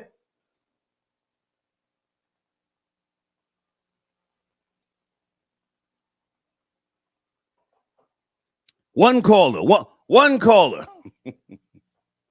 Area code 347. Good afternoon. 347. Good afternoon. Good afternoon, Star. Can you hear me? I can hear you. Who's this? This is Sister Kafunya, friend of King Simon. We worked together for many, many years. Peace, sister. How are you? And peace. I am thankful, and I love how you are highlighting our history that has been hidden through the educational system. I try. And I give a big salute. I give a big salute to our pilot, our young pilot, who's a beautiful sister. And then there's also another young African-American man. He's 17, and he flew his 80-year-old grandmother on her first trip in an airplane. Can you send me that video, please? Send me that video. My email. Yes. Email address is on the screen. Let's go. Come on. Right. When I go to my computer, I'm on my phone right now. But thank you for highlighting the beautiful elder who has created the GPS. We don't know about those things. Right. It's not common knowledge, and I think it's part of a larger plan to keep, our greatness out of history books or out of the media, and prefer to deal with the ratchetness of our people. You know what I'm saying? And that's what I wanted to say. Thank you so much. Well, stay with me a second, because I stumbled upon her based upon some science fiction books that I used to read as a kid, right? And my father, like either your father or your grandfather or whoever, they had an understanding of longitude and latitude. Did your parents take family drives back in the days? Yes, we took drives down to the south. Right. But we used... They had maps in the car, right? Maps. Right? Yes, sir. Yes. Those black folk, hang on, those black folk were better and smarter. They had an understanding of longitude and latitude. The average black person today wouldn't know what the fuck to do with a map, right or wrong. You're absolutely correct. Right. You're absolutely They wouldn't know correct. how to read it. They need a goddamn GPS. Anyway, so I stumbled upon her because I'm reading these sci-fi books, and I'm saying, well, is the Earth flat? Is it a sphere? How do we know? and we mathematics. Hold on. Mathematics. I'm sorry. Mathematics. Undeniable. She did the groundwork. There's nobody who can say different if you have an understanding of mathematics and what she did. It shows you the goddamn shape of what we live on. Go ahead. Star, I would love for you to continue to highlight these various stories that are sent to you, because it's not going to be taught by the oppressor in the educational system. It's not. So, I just say keep up the great work. And even the internet was founded by a melanated person. We don't know that. Do you know what year? Cell phones. You know what year? I don't know what year, but what I am going to do is I'm going to send you a couple of emails. Well, no, stay with me. Really? Can you Google it? Because the internet, as we know it, was developed decades ago, long before the 90s, long before the 80s. Yeah.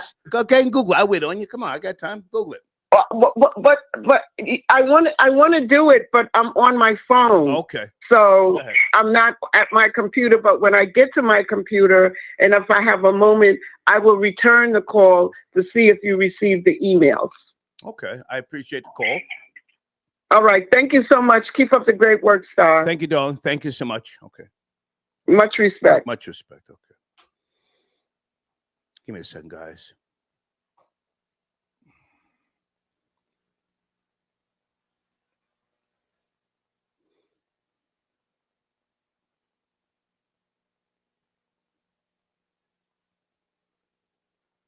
The 60s.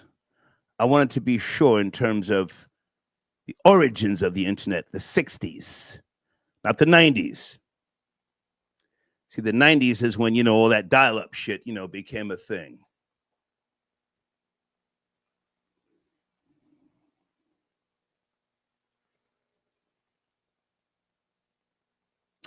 No, we're not doing educational shows.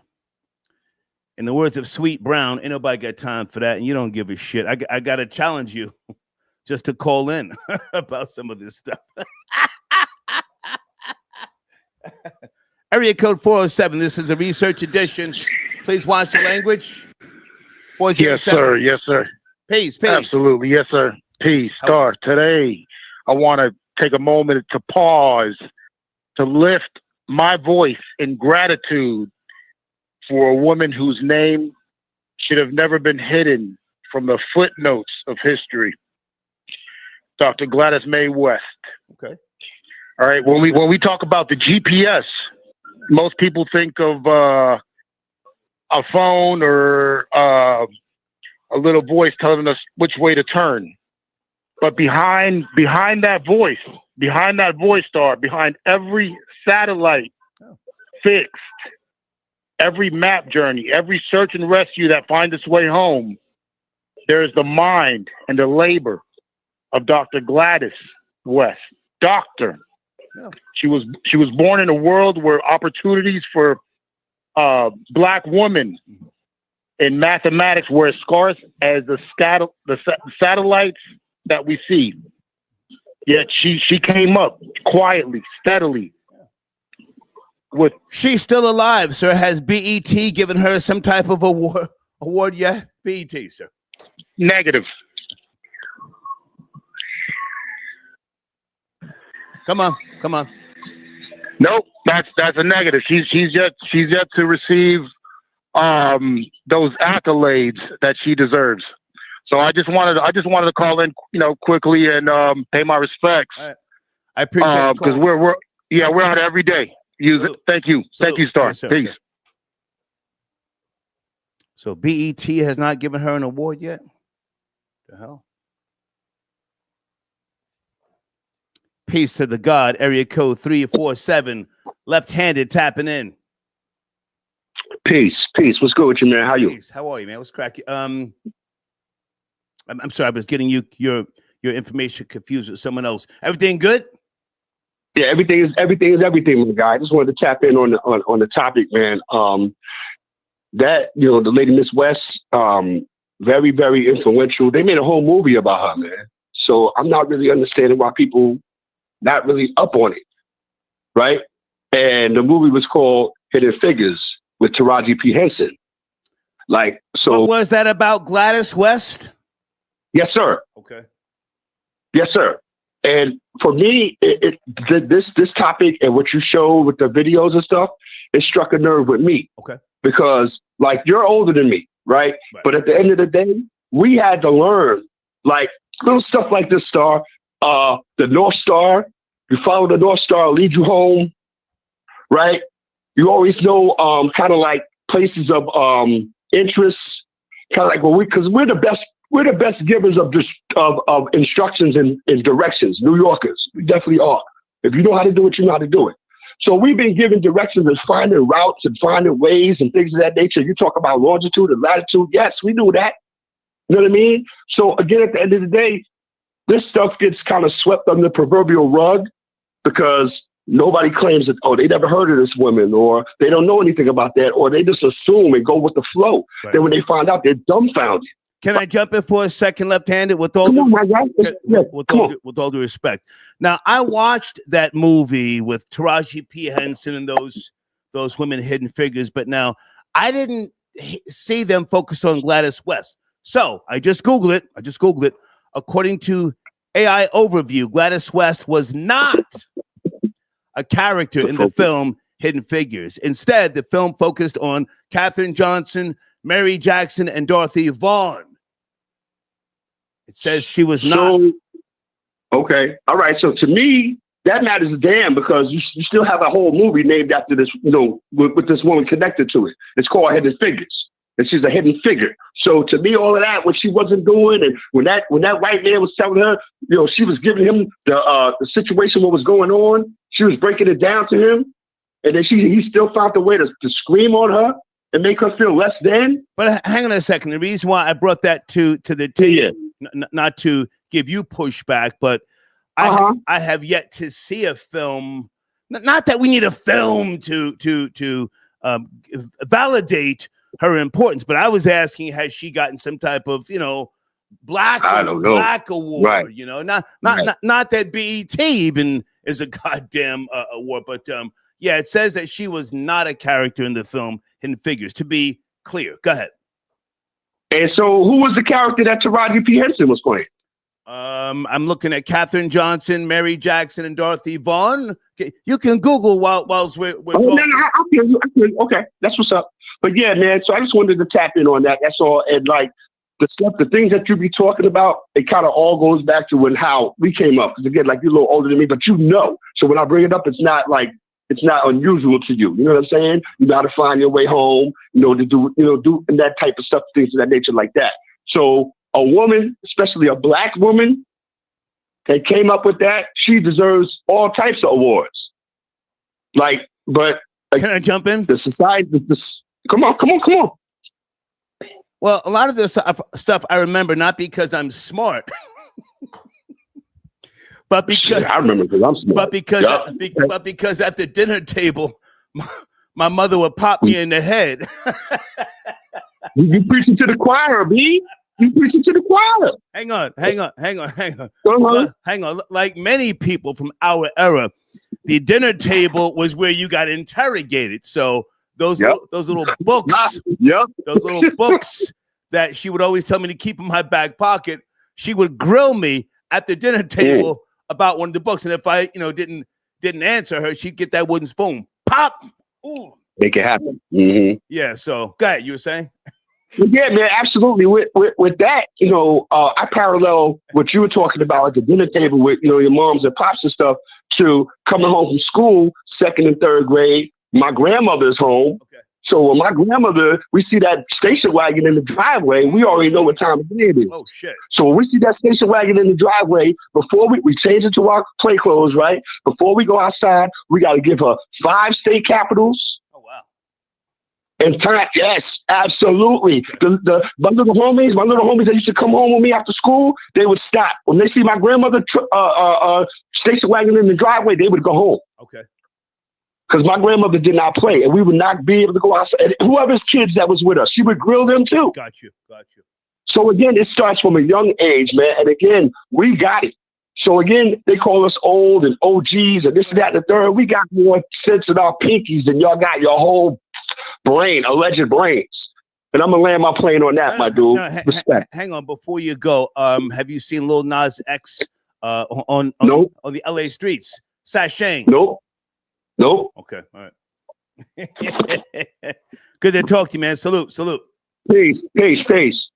Peace. Okay, Sunday going hard in the paint. Guys, Sunday has sent in more Skrilla to sit down Florida boy Jay. Boris has been sat down, and 1051 sat down Sunday. Now, if you don't know what sat down means, that means someone paid the machine so that they can no longer call in. Now, they can go into the community section, and they can be in the live chat. So Florida boy Jay can post in the community section. He can go in the live chat. It's not like he's banned from the show. That's my guy. But Sunday said no more FBJ on the phone lines and no more Boris for 30 days. And 1051, if you're in the live chat, make sure you go into the community section. And again, leave a comment, man, up under your song so we can pin that to the top. That's very, very important. Very important, okay? Okay. Hey, wait a minute. Whoa. Hey, good afternoon, Janet. What's cracking? We're shaking. Hey, Star, how are you? I'm good. We're talking about Lil Nas X serving boy cunt out there at, on the LA streets at night, running around in cowboy boots and punk panties. Did you see the video? Yes, I've seen the video. Yeah, you know what? Maybe it's a rollout. I don't know because he just released a lot of songs over there on the Instagram. Then he took it down. Okay. So I don't know, but I'm calling about Gladys West. Okay. Dr. Gladys West. I'm sorry. Okay. You know she never received the Presidential Medal of Freedom. I think we should protest. She never received any presidential award from this country other than from the Air Force and things as such, but nothing to the esteem the highest award that a person could get. I think. Did you vote for Obama, Janet? All right. This is what I think. I think we should protest. Did you vote for Obama, Janet? You know I did, Star. Please. All right, please let me finish my thought before I get all discombobulated over here. Come on.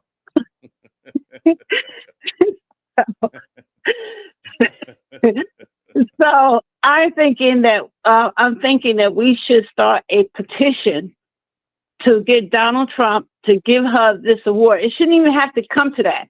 And I want Elon Musk, pale-faced, butt up there when she's given the award, because all his stuff that he uses now to go up into space, all these Teslas driving around, is founded on her math, on her genius.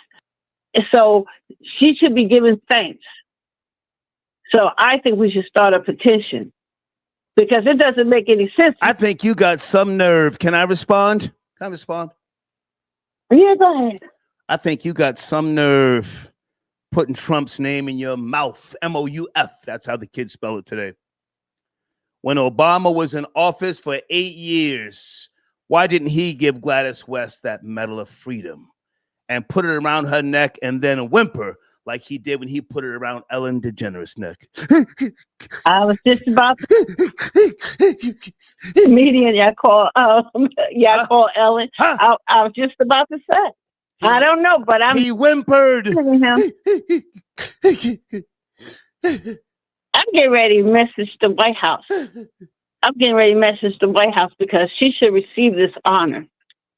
All right, I'm gonna talk to you later. I'm gonna go ahead and get in contact with the White House and ask would President Trump give her this award. Good to talk to you, Janet. Good to talk to you. Okay,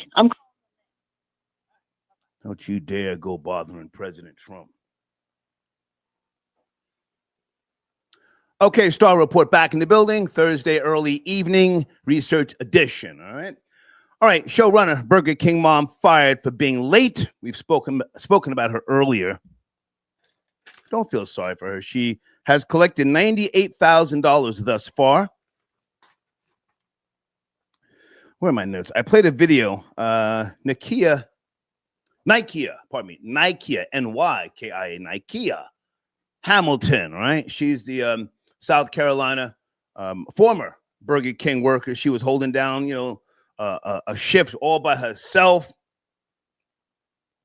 People felt compelled to donate to her. Some felt sorry for her. She has collected roughly $100,000 at this point in time, but she got fired.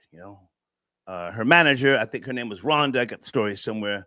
Her manager Rhonda may have hated on her. I don't know. She was getting a lot of props going viral. Now she's up on the gram crying, okay? All right. Billy, I got your donation. He says, salute Star. Thank you, sir. Thank you. Okay.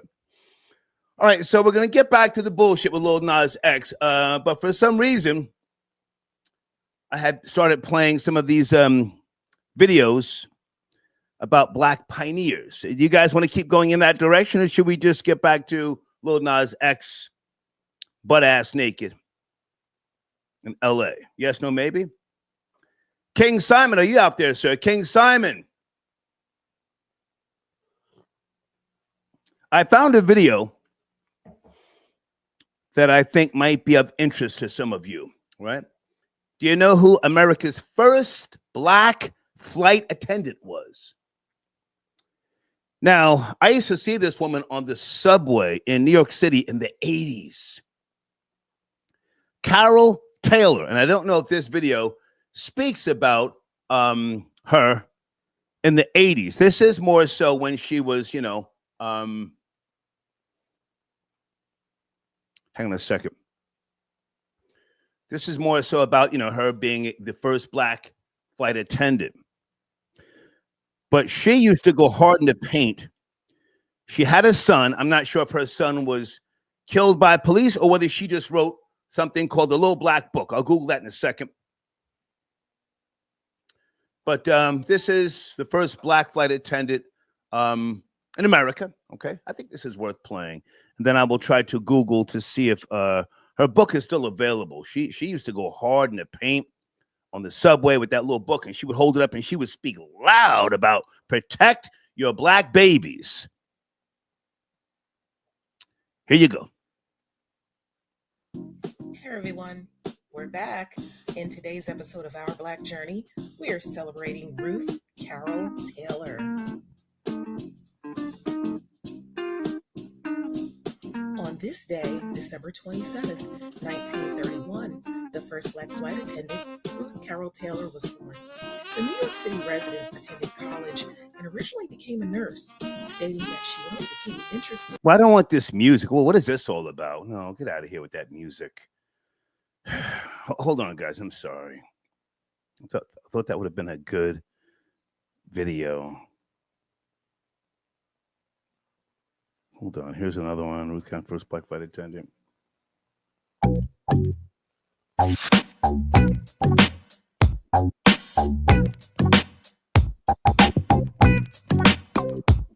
In the United States, the month of February is observed as Black History Month or National African American History Month, and we use the month to remember the important contributions and achievements of African Americans throughout our nation's history.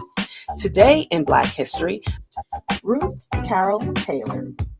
Do you feel comfortable flying the friendly skies? Well, just know this. Ruth. What's with the goddamn music? Can you just talk about it without... Let me slow down. Let me get this off the screen for right now. Sheesh.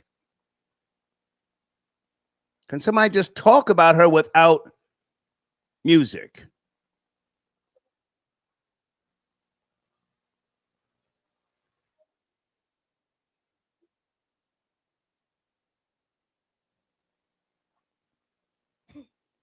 Jesus, Mary and Joseph. The fuck? Now I'm getting aggy.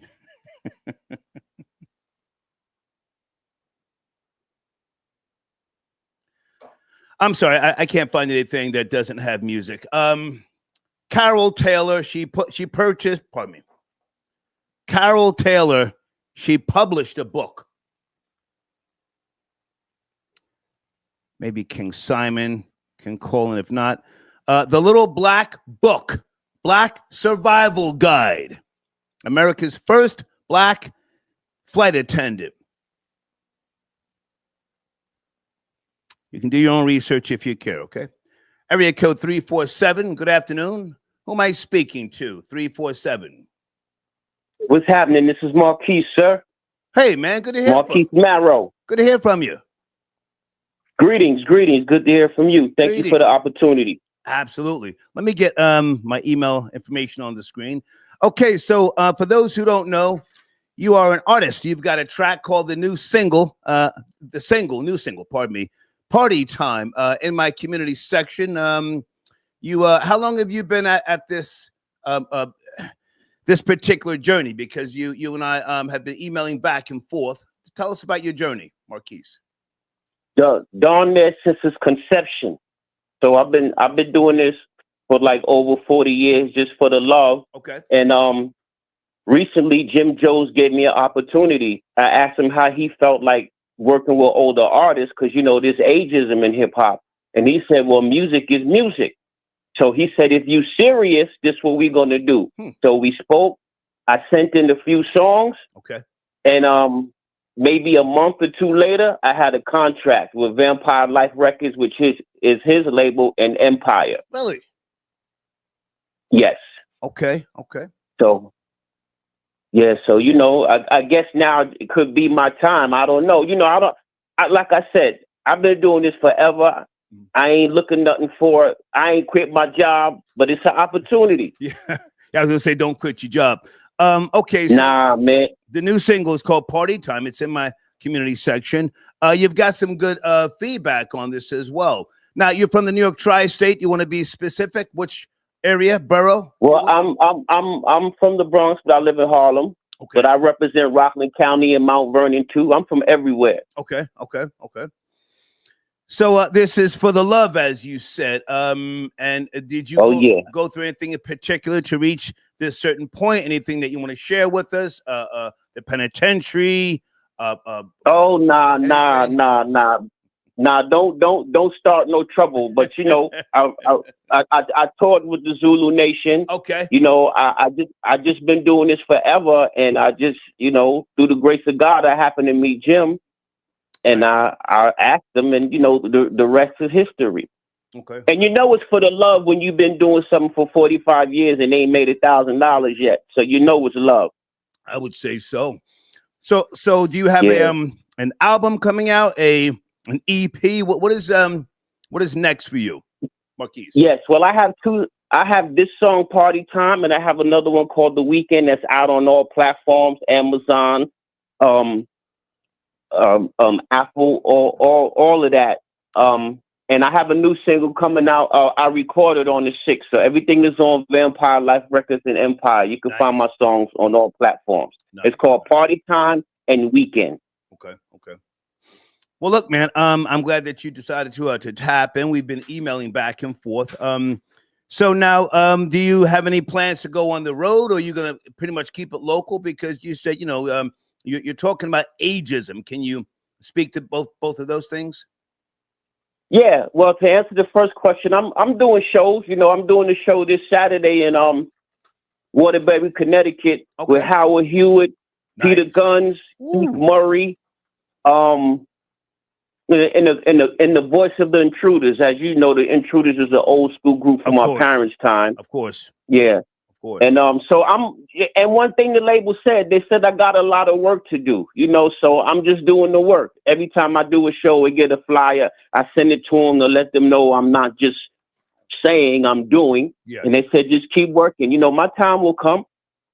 Okay. Well, listen, man, I appreciate. Yeah. And I'm sorry, go ahead. And as far as ageism, man, you know, it's a shame that there's ageism in hip hop, because I'm sure you know, you've been around. Hip hop is the only genre of music that has ageism, man. And I'm on a movement to end that. You know, hip hop doesn't have an age limit. You shouldn't be washed up at 35. You know, so I'm trying. 30 is actually the cutoff time. I say that respectfully, because the focus on certain things in the genre, if you will, is very youth driven. Clothes, money, hoes, yada yada yada. Tell us about some of your lyrics that don't go in that direction. If you say ageism and you want to make it so that people don't hold you to that age, what are some of your lyrics? Great question. No, my audience is old school. You know, we had standards, and if you look at my video, I'm not disrespecting women. I'm not cursing. You don't see no, you know, we ain't glorifying stuff. It's just partying, having fun, because that's the roots of hip hop. And there is an audience for a older group. That's why there's old school concerts that be sold out. Right. There's an audience. It's just that these record companies ain't signing nobody. They don't want to talk about that. They want, you know, they want to make money, and that don't make money. So they don't care if you say kill your mother, we smoke weed, right, you know, talk about your own people. But the minute you start talking about them, you're going to be put on the shelf. But that's a whole different story. Okay. So I'm not trying to be young. I'm not talking about my pants hanging down and gang this. Right, no, right. I am strictly hip hop. I represent the culture, not the industry. Nice. Because the industry changes all the time. Yeah. You know, what's hot changes all the time, but I represent hip hop culture, and that'll never change. That's a fact. So all my songs will be about love, peace, partying, having fun, and real lyrics. No mumbling, and I'm not judging, but that's just not what a shot at the mumble rappers. Everybody must do their thing. That's just not what I do because you know I come from a school where you got to have a little bit of skill, at least. If I can jump in for a second, you know, a lot of folks don't necessarily focus on the golden era when people were more. There was more of a combined effort actually to be conscious, if you will, and the people were wearing the medallions. I even had some of those medallions, and that was prior to gangster rap. So might you have any tracks that are reminiscent of that period, the golden era as it's been referred to? I don't know what you mean by referred to, but I consider the golden era the beginning because that's where everything came from, is the beginning. But if you want to put it all in a nutshell, it's just love, peace, partying, and having fun. And the so-called golden era was that. So that's all it is, partying and having fun.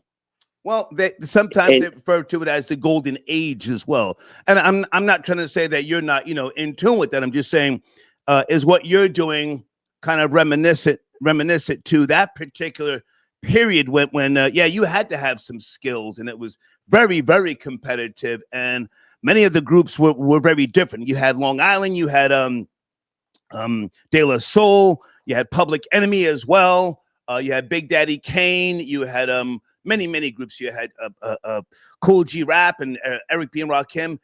Everybody was different, you know. You had different performances that really defined that period, is what I'm trying to say. Yes. I guess I'll leave that up to the listener. You know, I just do what's in my heart, and whoever shall take it as they may. I'm not trying to sound like this era or that era. I'm just doing what's in my heart. And however the listener takes it is all right with me, or doesn't take it, it's all right with me. Because one of the comments, one of the younger ladies called me a bozo. I'm okay with that. Who said that? One of the comments from when you posted the video, you know. Listen, don't worry about that. Okay. Listen, no, we don't let people attack sponsors. Don't worry about that, man. But listen, man, it's all right. I understand. You can't please everybody. Yeah.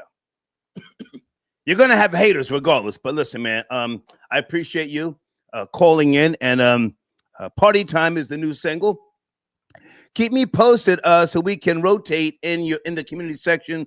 Your other track, The Weekend, and other things. All right. I'll do that. And by the way, my niece TT, man, she listening now. She's one of your biggest fans, man. Okay. She told me not to call you my brother. So I don't know what was up with that, but I said okay, no problem. Can you give her a shout out real quick? I don't do shout outs, but tell her I said hello. TT, you said, right? Yeah, she's listening too. Salute. Good to talk to you, Marquise. All right, and I'm gonna be into. How soon you want me to send those songs, man? Because they ready to go. Today's Thursday. Send me something Sunday morning if you can. All right, I'm gonna send you 2 videos for 2 different songs. Good to talk to you, man. Salute. Salute. All right, thanks for the love and the time. Respect. Okay. All right. Let's go to area code 510. Good evening. This is a research edition. Leave the cursing to me, please. Leave the cursing to me. 510. Are you there? Yes, no, maybe? Hi. Hey. Hi, Storm. Hey. Hello. Hey. Hey, this is Sheila from Tower of Love. Hey, Sheila, how are you, girl? What's cracking? Good. I wanted to tap in earlier, but I had my son on class. But I appreciate the positive topics you're covering. I love how that young girl was flying and being a pilot, and now the education. Black girl magic. Yes. You know, we need more positivity like that. I really had no comment about Lil Nas X. He doesn't represent hip hop. I mean, no positivity at all. We need to get back to a space where we constantly show positivity in our culture and respect for our future and our youth, for them to just turn the page and just go back to the times where we can just have love and respect for each other and be able to have positive experiences just coming up. And I'll also channel that back into our music. Go back to the culture with positive music and language, and I'm really hoping we can get there. So that's our ongoing drive. And I would love to spit some bars with some other like-minded people and just promote some positivity. Whoa. Hold on a second. Now, Sheila, for those who don't know, you represent the Tower of Love Foundation, yes? Yes. Let me get this on the screen, okay? And you called in last week. Guys, Sheila has a petition. She needs your signature. There's her information on the screen. Tower of Love Foundation. Now, you spit bars. I forgot you did that once upon a time back in the days, right?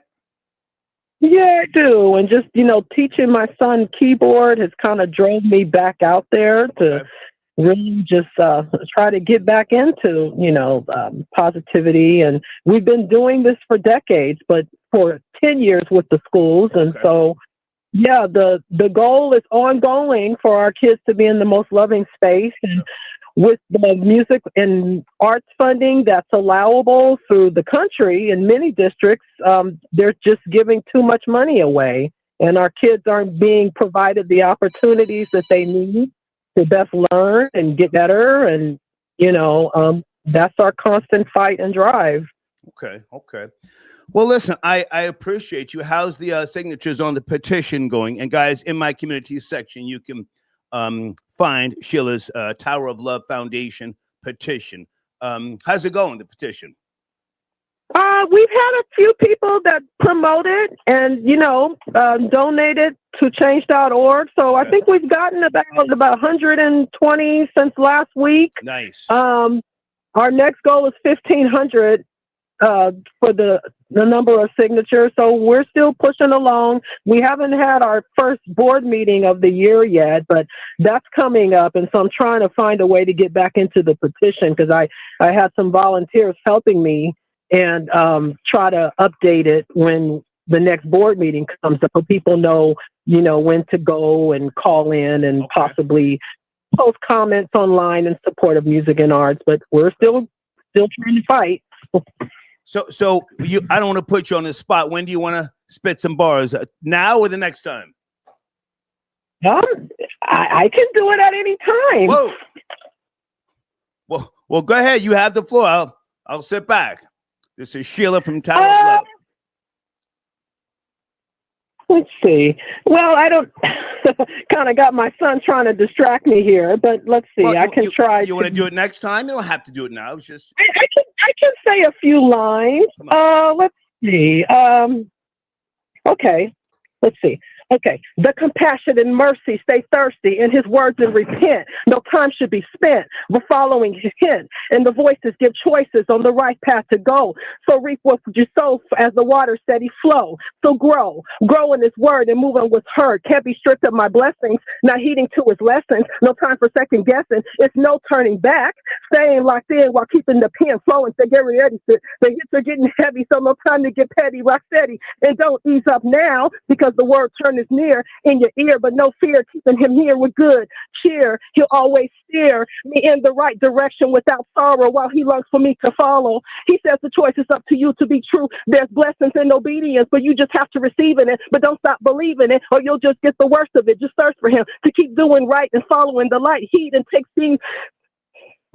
Nice. No, that was good. That was that heat, Sheila. That was that heat. Yeah. Absolutely. I've been writing a little bit, but I've only recited that like maybe twice, so it kind of felt like a freestyle. Listen, you did good. The only thing I ever rapped in my life was a sandwich. I can't rap, but I appreciate you. All about positive words and language. Right. That's what we're all about. With a true message that resonates in our children's minds. Nice.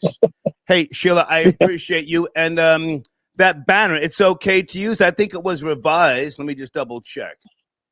Okay. Yeah, I'm going to get that banner up. And we'll talk about a new color a little bit later, okay?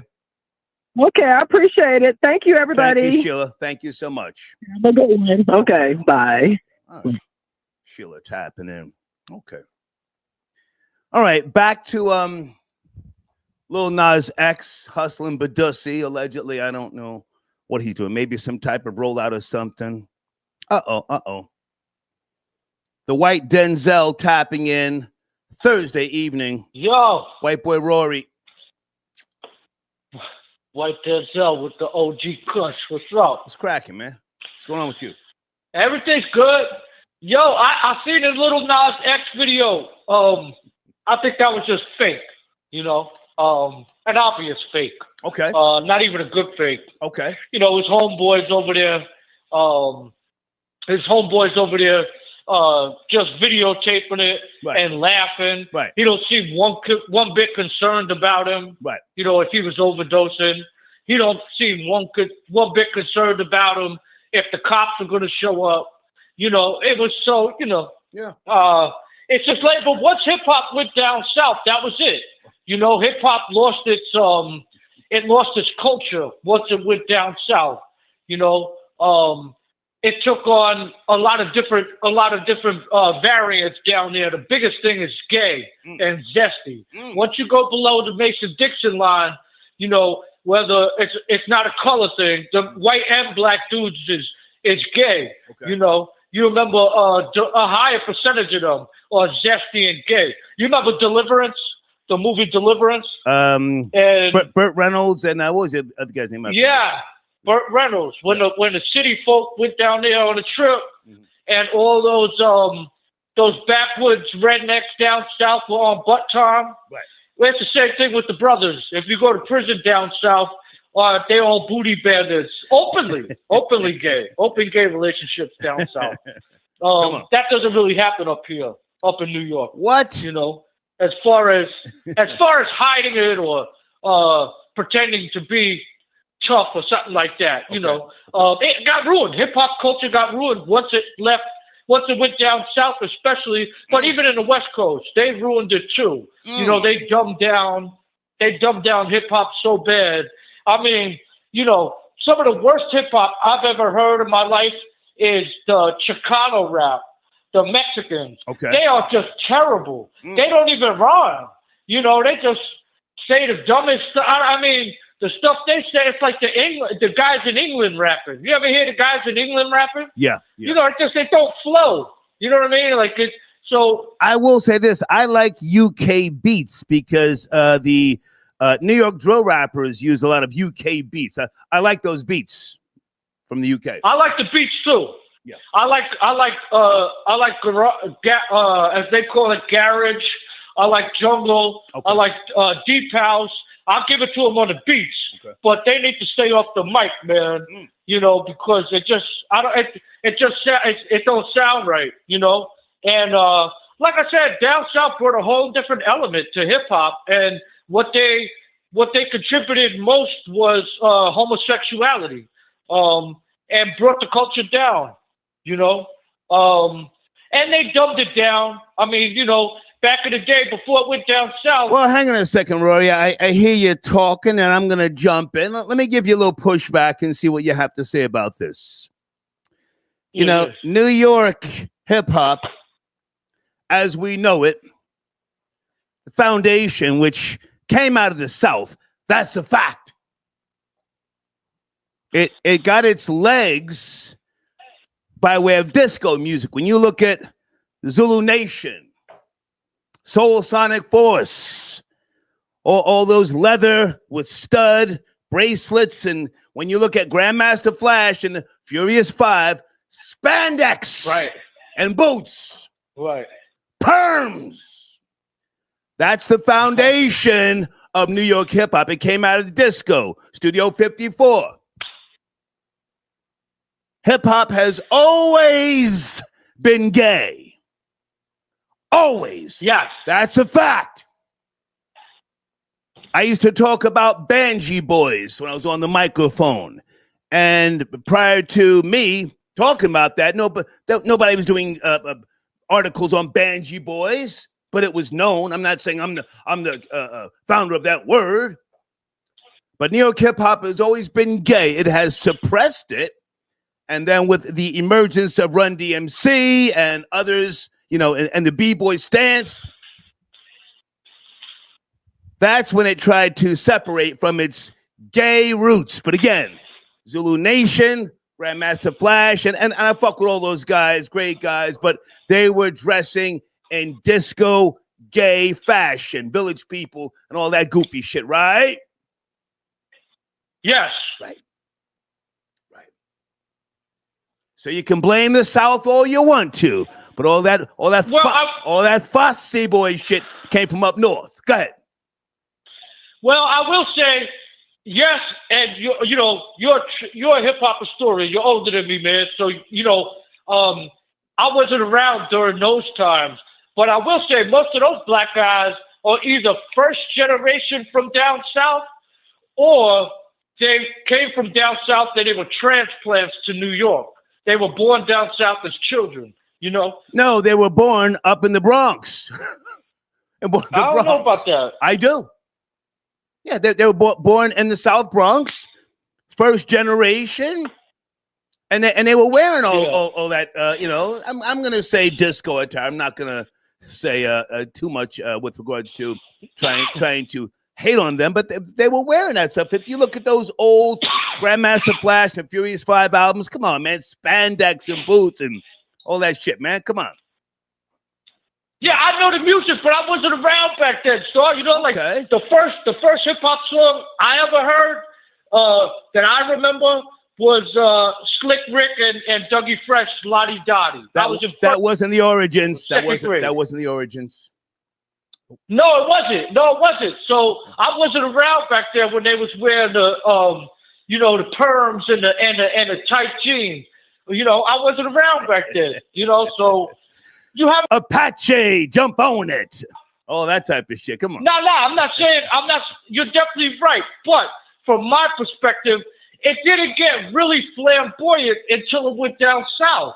Like even those guys, they were on the DL. Them dudes was on the DL. Listen, Rory, I hate to cut you short, but I got to get back on topic, man. All right. Yo, stop real quick. Did you hear Trump don't have to pay the $500 million? Send me a link, please. Send me a link. Yo, it got thrown out. He don't have to pay nothing. You're talking about the New York Court of Appeals, the New York conviction with Letitia James? Yes, the New York Court of Appeals threw out the $505 million fine today. Send me a link. And the Don is back, you know. Send me a link, man. I will, for sure. Salute. Good to talk to you, buddy. I will, for sure. Good to talk to you. Yo, Boris, your punk ass got shot down by the Americans. All right, salute. White boy Rory going hard in the paint. Yeah, like it or not, man. Early days of hip hop. There's a whole lot of suspect shit going on. You can blame the South all you want. Peace. You're calling back in. What's going on? Peace. Yo, I had to call back in, man. I had to, man. Word up. I had to call back in, man. What's going on? To talk about the hip hop scenario, man. Like the only dudes that was really dressing like that with the leather and all of that was flashing them. And I see the video with Sugar Hill, maybe the Fearless, and them cats had deals.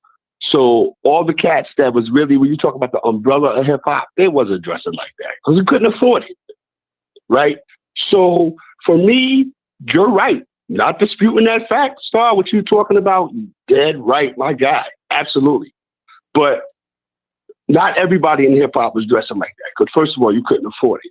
So again, you know, Flash and them was doing it. And it bugged me out. When I saw the album cover, the Grandmaster Flash and the Furious 5, the Message joint, like, I was like, yo, what is this? Then it got worse.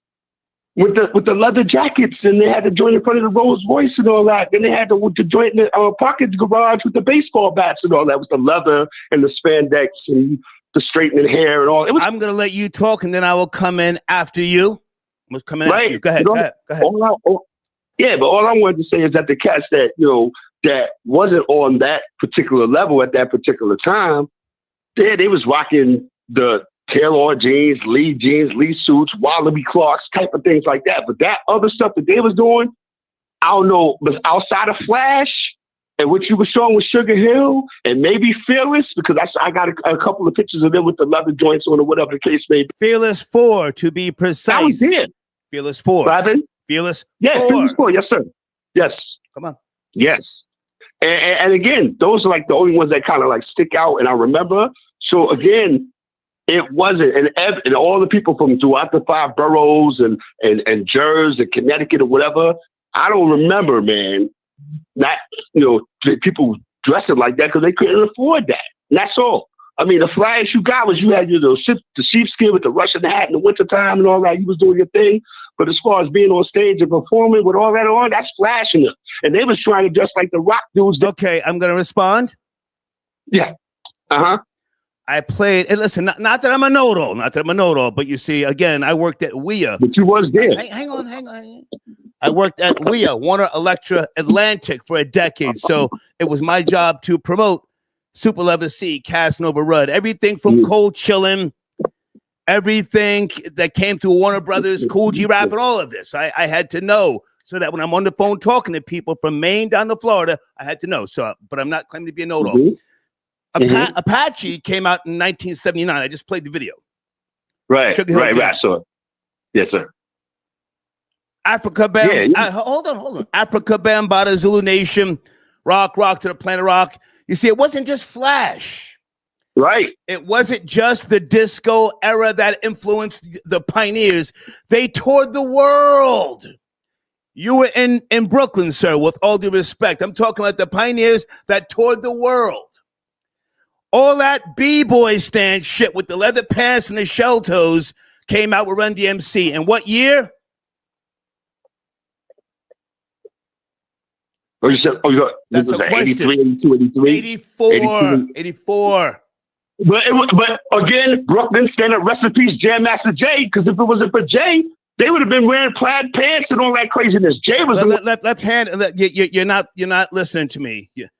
Go ahead. With all due respect to Jam Master Jay, 1984 is when Run DMC's album came out. They had singles. Yes. But when the albums came out and you could look at the album and go to the back and you could see the style, the leather jackets, that was 84. And the leather blazer, right? 84. Yep. So you had the 70s and the 80s of that type of attire with everything that we just spoke about. And I'm not trying to pull rank on you, man, but that's the origins of New York hip hop. It most certainly was, man. Most certainly was. But again, I say that because those dudes that you mentioned, every single one of them was on labels. So get it. I get that. And that is the origins of hip hop. You're absolutely dead right. But was Kaz in them? Yeah, all right. Okay. Yeah, you're right. Kaz in them was kind of crazy too with it. Well, so again, you're right. You're right. Listen, you're right. I'm not trying to be a know-it-all. I just wanted to kind of like hold your point down. You know what I'm saying? Because again, at the end of the day, you talk to the cat that was there, not nobody who's just guessing or they heard about it or whatever. I was there. I was there. Yeah. So I was there. Yeah, absolutely. You know what I mean? So you know the vibes how we go. But at the end of the day, man, it was a different time, man. Things got different. Right. And again, man, you had to aspire to want to be that, because the best thing that we know how to do is go to Third Ave to get us our sneakers dyed or whatever. We wanted to be different. Okay. You know what I mean? Because we wasn't affording that. But anyway, man, I just wanted to tap back in on that note, man. That's all. Salute. Peace. Anybody from the South want to call in? Stand up for the South. Don't let these New York niggas talk all that, all that gangster shit like all these niggas was riding around, ripping the shotty, making the cig squirt. Niggas was on that real weirdo shit in the early days.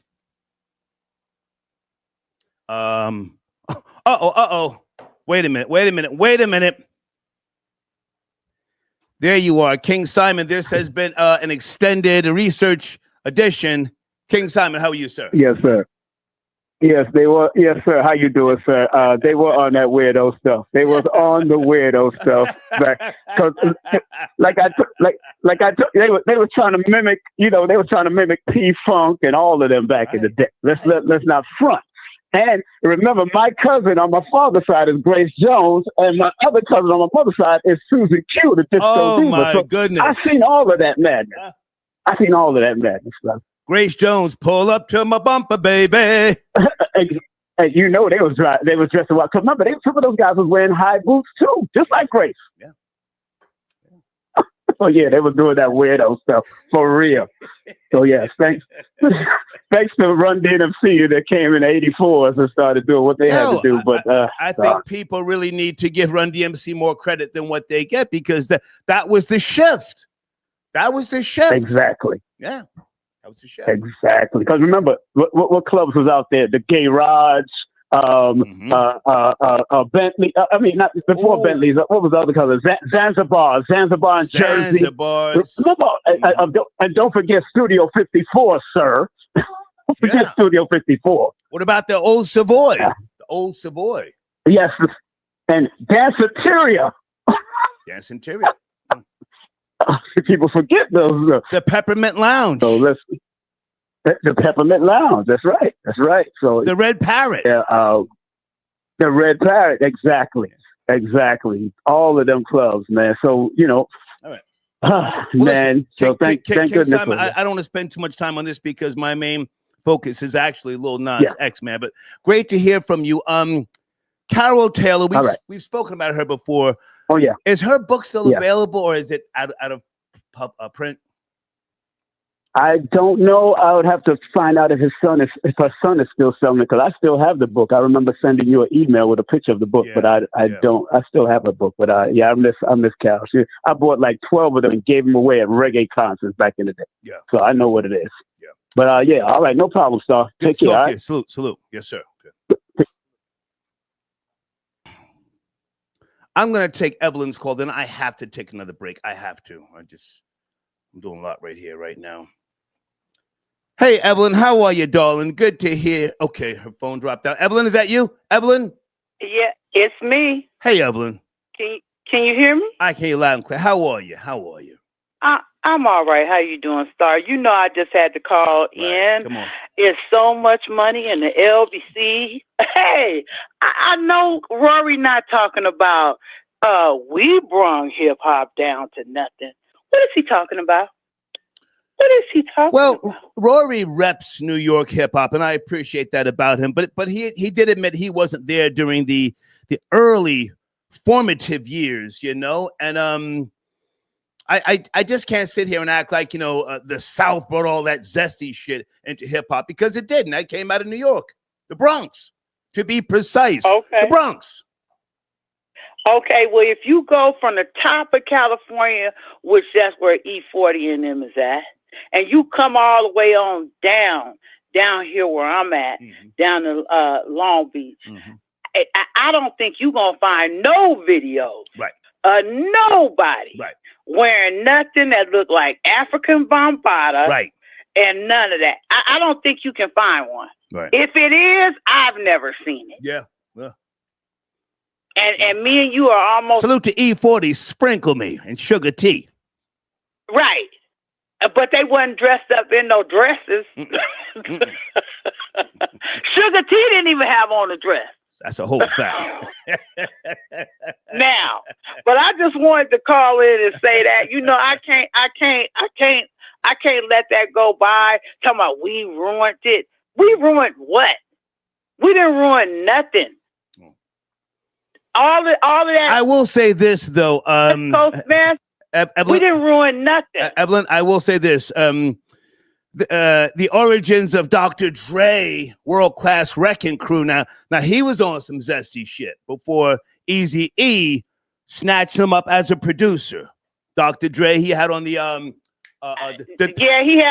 shirt with the ruffles, had on the mascara. He was trying to emulate the Deal, Babyface's old group, the Deal. Yeah, but he was just trying to get his foot in the door. Right. He was trying to do something. Right. Really, the world class wrecking crew, they needed him more than he needed them. But he was young at the time. He didn't know that. Yeah. Look, where's the world? Hey, Dr. Dre. Hey, girl. Go ahead. I'm sorry. Yeah, where they at now? Yeah. And where is Dr. Dre at? Dr. Dre said, I'm going to just say F. He said F how many times, Star, and walked away. So that goes to show who the real talent was. Okay. Yeah.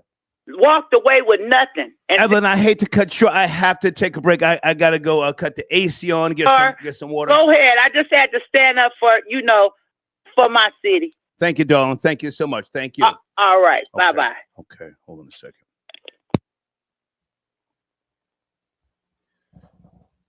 All right. I'm not sure where you guys are going. All right. And even if the Lil Nas X video is fake or staged, hey, it's entertaining. We're all trying to be in the algorithms, right or wrong. We don't care if it's fake. If it is. Rob Lowe, good to hear from you, sir. Area code 201. Rob Lowe. Salute, Star. How you doing? Good, man. How are you? What's cracking?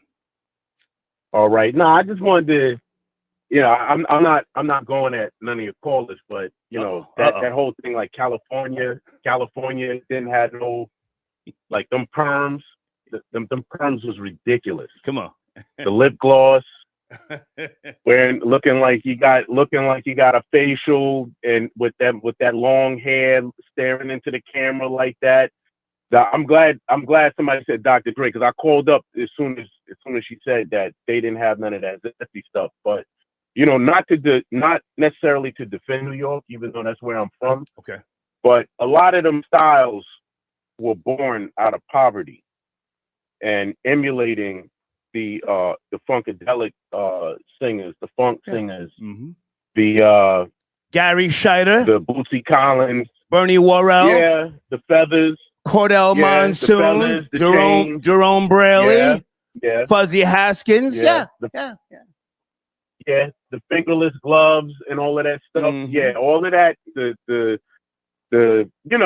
It all came from that era. And like I said, some of them were homosexual, but at that time, to come out in that genre, you couldn't be out like that, outwardly like that. But it was at that time, that's what it was. Men wore slimmer clothes back then. That's just the way. You can look at pictures of the Black Panthers. They all had on tight pants and all of that stuff. Now, now that we're way into the future and we're looking back at that stuff and saying, oh, hell no, I would never wear one earring with a feather dangling from it and all of that stuff. Like, yeah, because that's just not what it is now.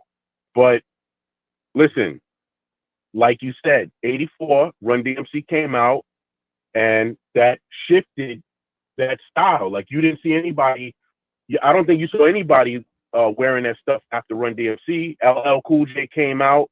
The Beastie Boys, even though they were white, nobody started wearing capes and stuff like that afterwards, unless it was to make like a mockery of something. But, fast forwarding to today. Can I jump in, Rob Lowe? About the South. Can I jump in? Yeah. Okay. Well, you see, I'm not really saying, quote unquote gay. I mean, there have been accusations about Africa Bambaataa, and let other people continue to fight that fight. I broke the story. Let other people fight that fight. But we're just talking about zesty in terms of the origins of hip hop, and that's what Rory stated, and I let him say his piece. He's a very smart guy. But with regards to world-class wrecking crew, they weren't necessarily a rap group. That was, West Coast guys who were influenced heavily by Prince, Babyface, and all those cats. And Babyface old group, if memory serves me correctly, was called The Deal. The Deal. So you have all of these guys influenced by this little short guy from Minneapolis, And he himself was heterosexual. So this is not, to condemn people if they were or weren't gay. Who gives a shit in reality? Who gives a shit? But, hold on. But in terms of where the zest came from, I'm saying New York. That's where hip hop started. In the modern sense. Now, it came out of the South. I mean, if you want to get technical, we've been there before about James Brown, Bootsy Collins, and a host of others. You would not have hip hop without Southern music. And it's not just Parliament Funkadelic. You got the Gap Band, you got Zap, you got, oh my goodness, Confunction, the Barcades, and thousands of other bands. So do you want to speak to the zest in the early days of New York hip hop? The zest. Well, no, I can't. I can't really speak to that because I was a kid, So, when see, I don't even remember. Like, yeah, I saw everything that they wore, but that was not applied to it when I was a child.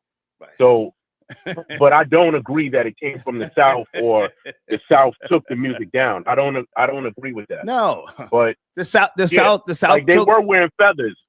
The South took back. If you look at Melly Mel, what was rightfully theirs. You look at, yeah, if you look at Melly Mel, yeah.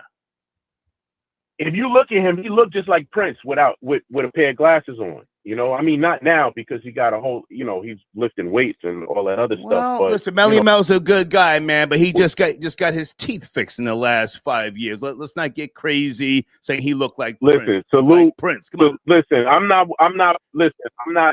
one of them guys. I salute hip hop. I grew up on it. Right. However they were dressed, whatever their preference was, the music sounded good. Right. Even if there was codes and all of that stuff, I didn't pick up on that stuff with because there's a lot of songs by people who like, yo, I make love to my woman with that song, and the person singing the song is gay. So I'm not taking it there. I'm not trying to dissect the message and saying that you secretly listen to this and you're this. But I just called in about that California thing and the whole idea of like the South took the music down. The South didn't take the music down, in my opinion. Right. Outkast was not trash. The Dungeon Family was not trash. Ludacris is not trash. Like these are all those guys you just mentioned were entitled to the to the legacy of hip hop. Roblo, I got to take other calls, man. Salute. That's right. Salute. It was their turn. Yes, Salute. sir. Salute. Okay. What's going on in the live chat?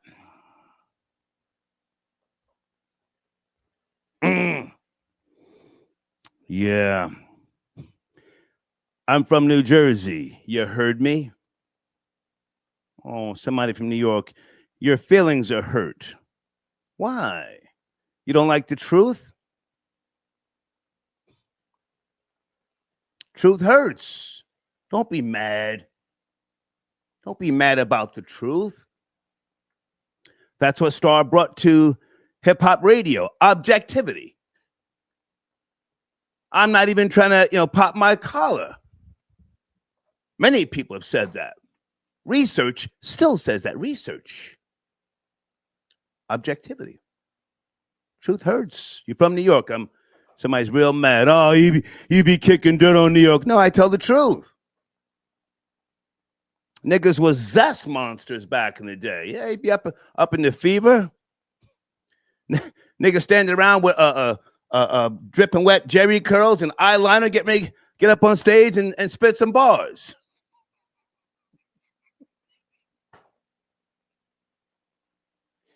Oh my God. If you ask me, a lot of the rappers you see today are LL Cool J's grandkids.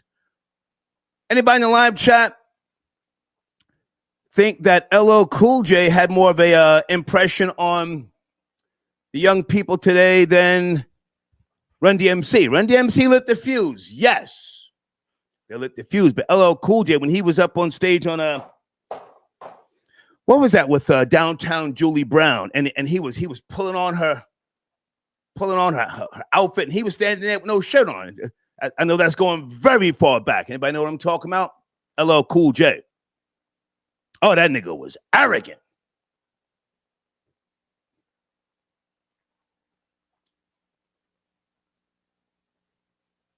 Arrogant. Hold on a second. Who sent you a donation? And that's my guy to LL. That's my nigga for life. Was that MTV, kids? You want to talk about ego-driven and arrogant? What song was that he sang? Or what track was that? Deeds just sent me a text message. Hang on, Deeds. And yes, MTV with Downtown Julie Brown.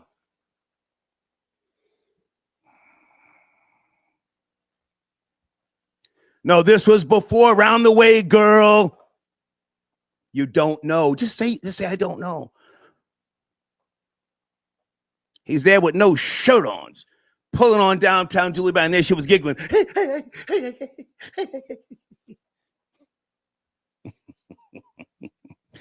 That's when the great divide happened from all the zesty shit up until what you have now. Area code 601. Good evening. We're doing a little research and a couple of topics as well. Are you there? 601? Yes, Star. How you doing this evening, afternoon? I'm good. I think that the zestiness, well, I don't think the zestiness started in the East Coast. It started in the East Coast because you got to remember, it was the Renaissance, the fashion Renaissance up in the East Coast.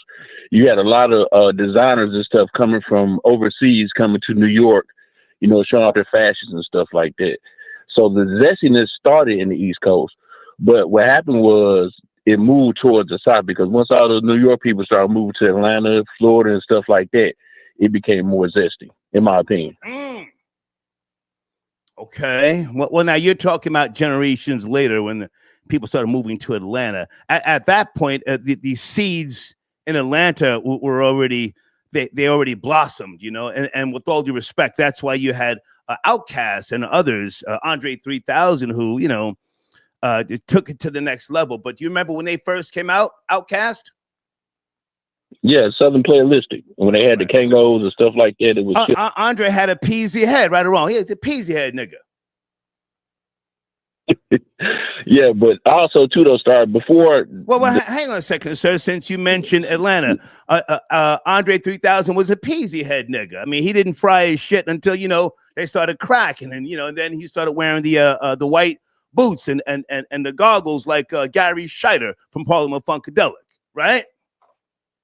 Well, actually, I think he started doing that once he got with. Was he with Erykah Badu, I believe? Well, I'm talking about the group itself. You're talking about who he was dating. I'm talking about the group, Southern Player. I forget the name of the first album. Southern Playalistic. Yeah.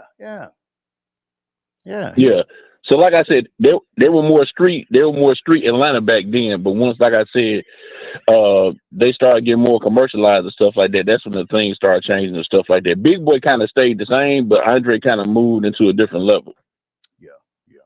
Well, yeah. But like I said again, even with like Luke Skywalker, Raheem the Dream, and stuff like that, because the South was all about twerking and stuff like that. So. They weren't really on that, zesty type stuff. But once the inflection of the East Coast started coming down, that's when the zestiness started happening. That's when the fashion started changing and stuff like that, in my opinion. Right. Yep. You want to comment on? You want to comment on Lil Nas X? Maybe it's a PR campaign. Maybe he got a hold of some good shit and got out there, cruising. I don't know. What do you think? The video's circulating. Well, I heard it on your platform, but I just think that the dude maybe was on something, or he could be going through a depression state. You know what I mean? Because sometimes, when you go through a depression state, things like that happen, or you want attention and stuff. So hopefully nothing bad happens to him, but it goes like that sometimes. I don't think he's had a hit in years or whatnot. So sometimes you just go through the depression state. Maybe somebody popped his cherry, I don't want to talk too crazy, but somebody may have, ripped his shit apart and the nigga found himself. Or it could be it could be the backlash from that video he did with the devil and stuff like that. It could be, that's coming back to haunt him or whatnot. Okay. I didn't see that. I've gotten that. I forgot the name of the song. Thank you. Yeah, it was a video he did. He had a song. Yeah. Okay. Thank you. So yes, sir. Okay. Yep. Deeds, did I put the Cash App at the top of the live chat? I always forget to do that. Guys, can I ask you to hit the like button? I never ask you to do that. But when we do these live shows, they are crazy edit jobs, because some of these videos that I play are like instant copyright notifications.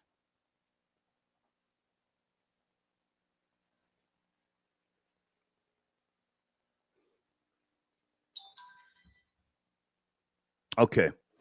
Deed says the PayPal link is there. Okay. Guys, Deed's Cash App is on the screen. I would consider it a personal favor. Let me say thank you in advance if you would send Deeds a small donation. She's been here with me for a number of hours.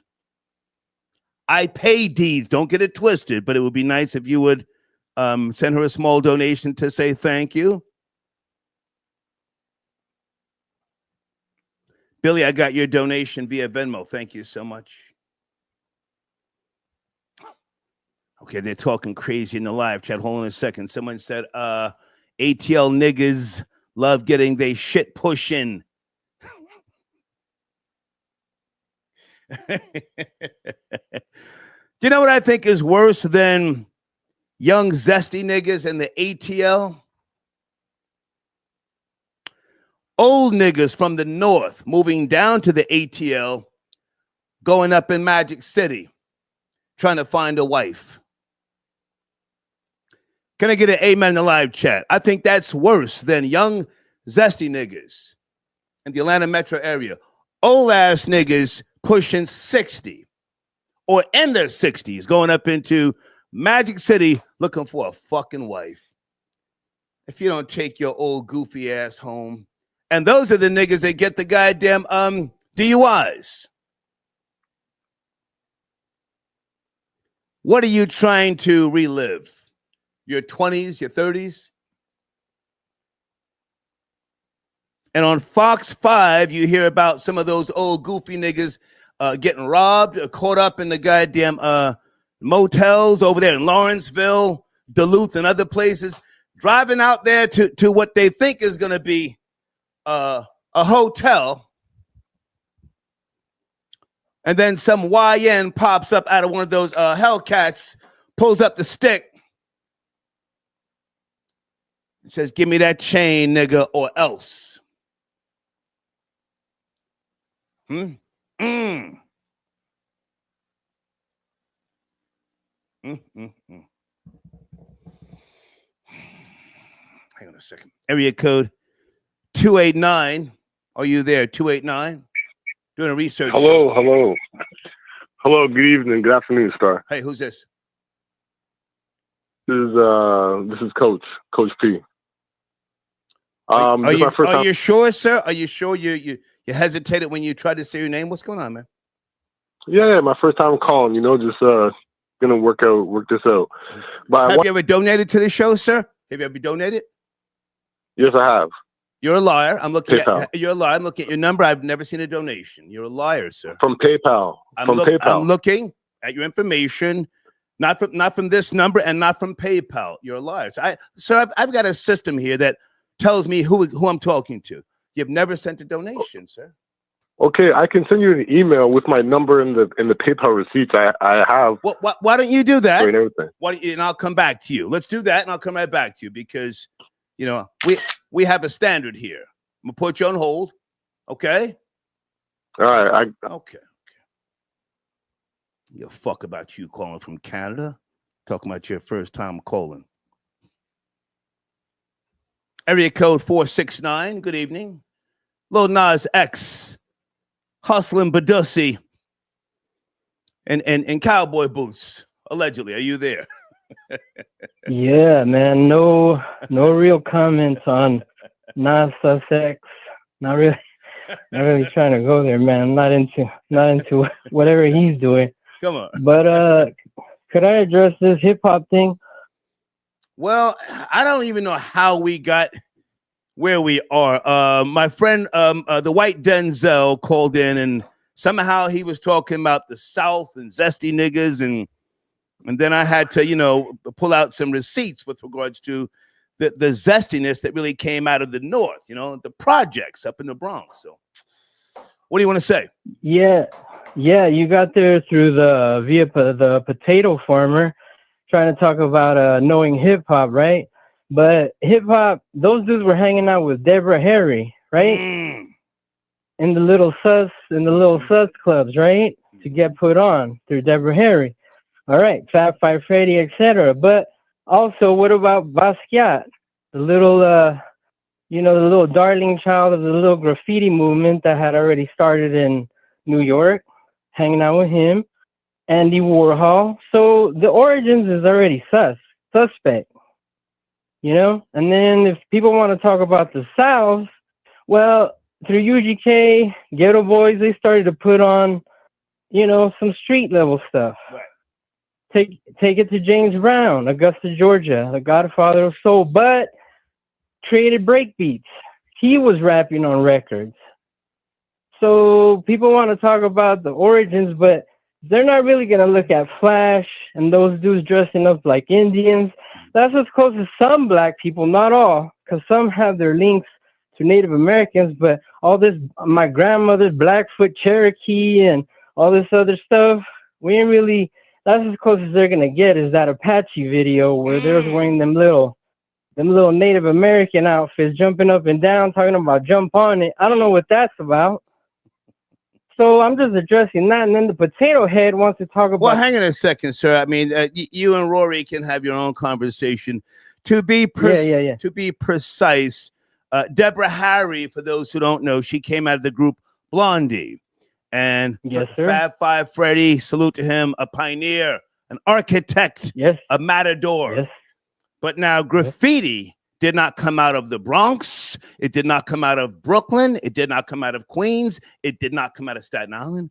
Graffiti back in Philadelphia, Darryl McCray, a.k.a. Cornbread, born in 1953. That's the origins of hip-hop graffiti. Cornbread out of Philadelphia, to be precise, okay? Yeah. Foundational Black American, okay? Yeah, I mean, yeah, okay, you got it straight. So hang on a second. Hang on, stay with me. So now, are you taking a shot at the origins? I just want to be clear. I mean, I'm hearing you, but are you taking a shot at the pioneers, or what is it you're saying about the origins of the zest coming out of the BX? Just all right. No, I'm not taking shots. Respect, NYC. Like I know hip. Well, I'm gonna say I know hip hop, right? Where are you from, sir? So, where you from? I'm from El Paso. I'm from El Paso, Texas. Texas? Yes, sir. Born and raised? Yeah, in El Paso. Okay. Moved to Dallas. Mm-hmm. Do you know the history of KRS-One and DJ Scott LaRock? Of course, and that's another point I was going to bring out. People talk about gangster rap, West Coast. What about 9mm? I mean, KRS and Scott LaRock was going hard on those tapes. So they was doing the gangster stuff before NWA. And KRS-One was homeless for a number of years, sleeping on the trains. Did you know that? I think he's 1 year younger than me. Can somebody Google KRS-One? What is it? 60? I think he might be 6 years of age. Do you think that on those, yes, sir, on those, we used to call it the Iron Horse? Do you think, not that I'm trying to put anything on him. I'm not trying to besmirch, not trying to besmirch his name, but do you think that, on those cold nights on the Iron Horse, he didn't consider a warm bed somewhere, I mean, somehow. Yeah, and I'll admit it. Some white man came upon him and said, "Hey, are you cold? Do you want a sandwich?" Look, all I'll say is this: KRS is my number 3 top MC behind Tupac and Nas. However, I do know he used to sleep in the men's house, or was it the boys' home or whatever? Easy. Well, okay, but Scott LaRock was he used to work at the men's house, whatever that's called. So, hey, DJ Scott LaRock was a counselor, and he took He took KRS-One in, saved his life. Yes, sir. Saved his life. Yeah, that's a fact. Huh? Old Picket T. DJ Scott LaRock's son, when he grew up, he ran up on KRS-One. He said, "Where mine's at? Where mine's at? My father saved your life." And KRS-One said, "I don't owe you shit. Get out of here. Come on." Yeah. Scott saved his life, man. I mean, if they was talking that gangster stuff, dang. Yeah, man, I love that stuff. But I'm not disrespecting the origins of NYC hip hop. But they gotta admit, started with Flash and all those dudes wearing those outfits, and that's cool. Like, hey, man, no disrespect to those dudes either. They were the pioneers. But let's just set the record straight. Then came LL, which I'm glad you pointed him out, because that's where, like, things started to get a bit more tough. That was the turn, sir. That was the turn. LL, listen, I'm saying it again. Run DMC lit the fuse, but when LL Cool J came out with that arrogance, I need a beat. Yes. Yes. No, Right? LL was the dude, man. Pause. Yeah, for sure. Yeah. No, for sure. But then I am gonna take a shot here. Now, if people want to talk about okay, let's just say down south rap and West Coast rap ruining, okay. But then we had the little Daisy age, right? With the little De La Soul. And, like, it's cool that they're Afrocentric, man. That's one thing I love about hip-hop is self-enlightenment, knowledge of self, etc. But well, hang on a second, sir. I got to check out the calls, man. Let's go back for a second. You mentioned KRS when you said he's your number 3. Yeah. Do you know any of the lyrics to My Philosophy? Oh, now you're putting me on the spot, man. Let us begin. What, where, why, or when? When? Will all be explained like instructions to a game. See, I'm not insane. In fact, I'm kind of rational. When I be asking you, who is more dramatical, this one or that one? The white one or the black one? Black one. Pick the punk and I'll jump up to attack one. KRS-One is just a guy to lead a crew. Yeah, no, that's it. That's it. You put me on right up to your face and diss you. Right. Why is that? Keep all going. Them jams keep, from well, keep going. Everything. Keep going, or get out of here. One or the other. No. I gotta follow you. Everyone saw me on the last album cover, holding a pistol, something far from a lover, beside my brother SCOT. I just laughed because no one can defeat me. Have a good day, sir. No, man. Yes, sir. Let's get him out of here.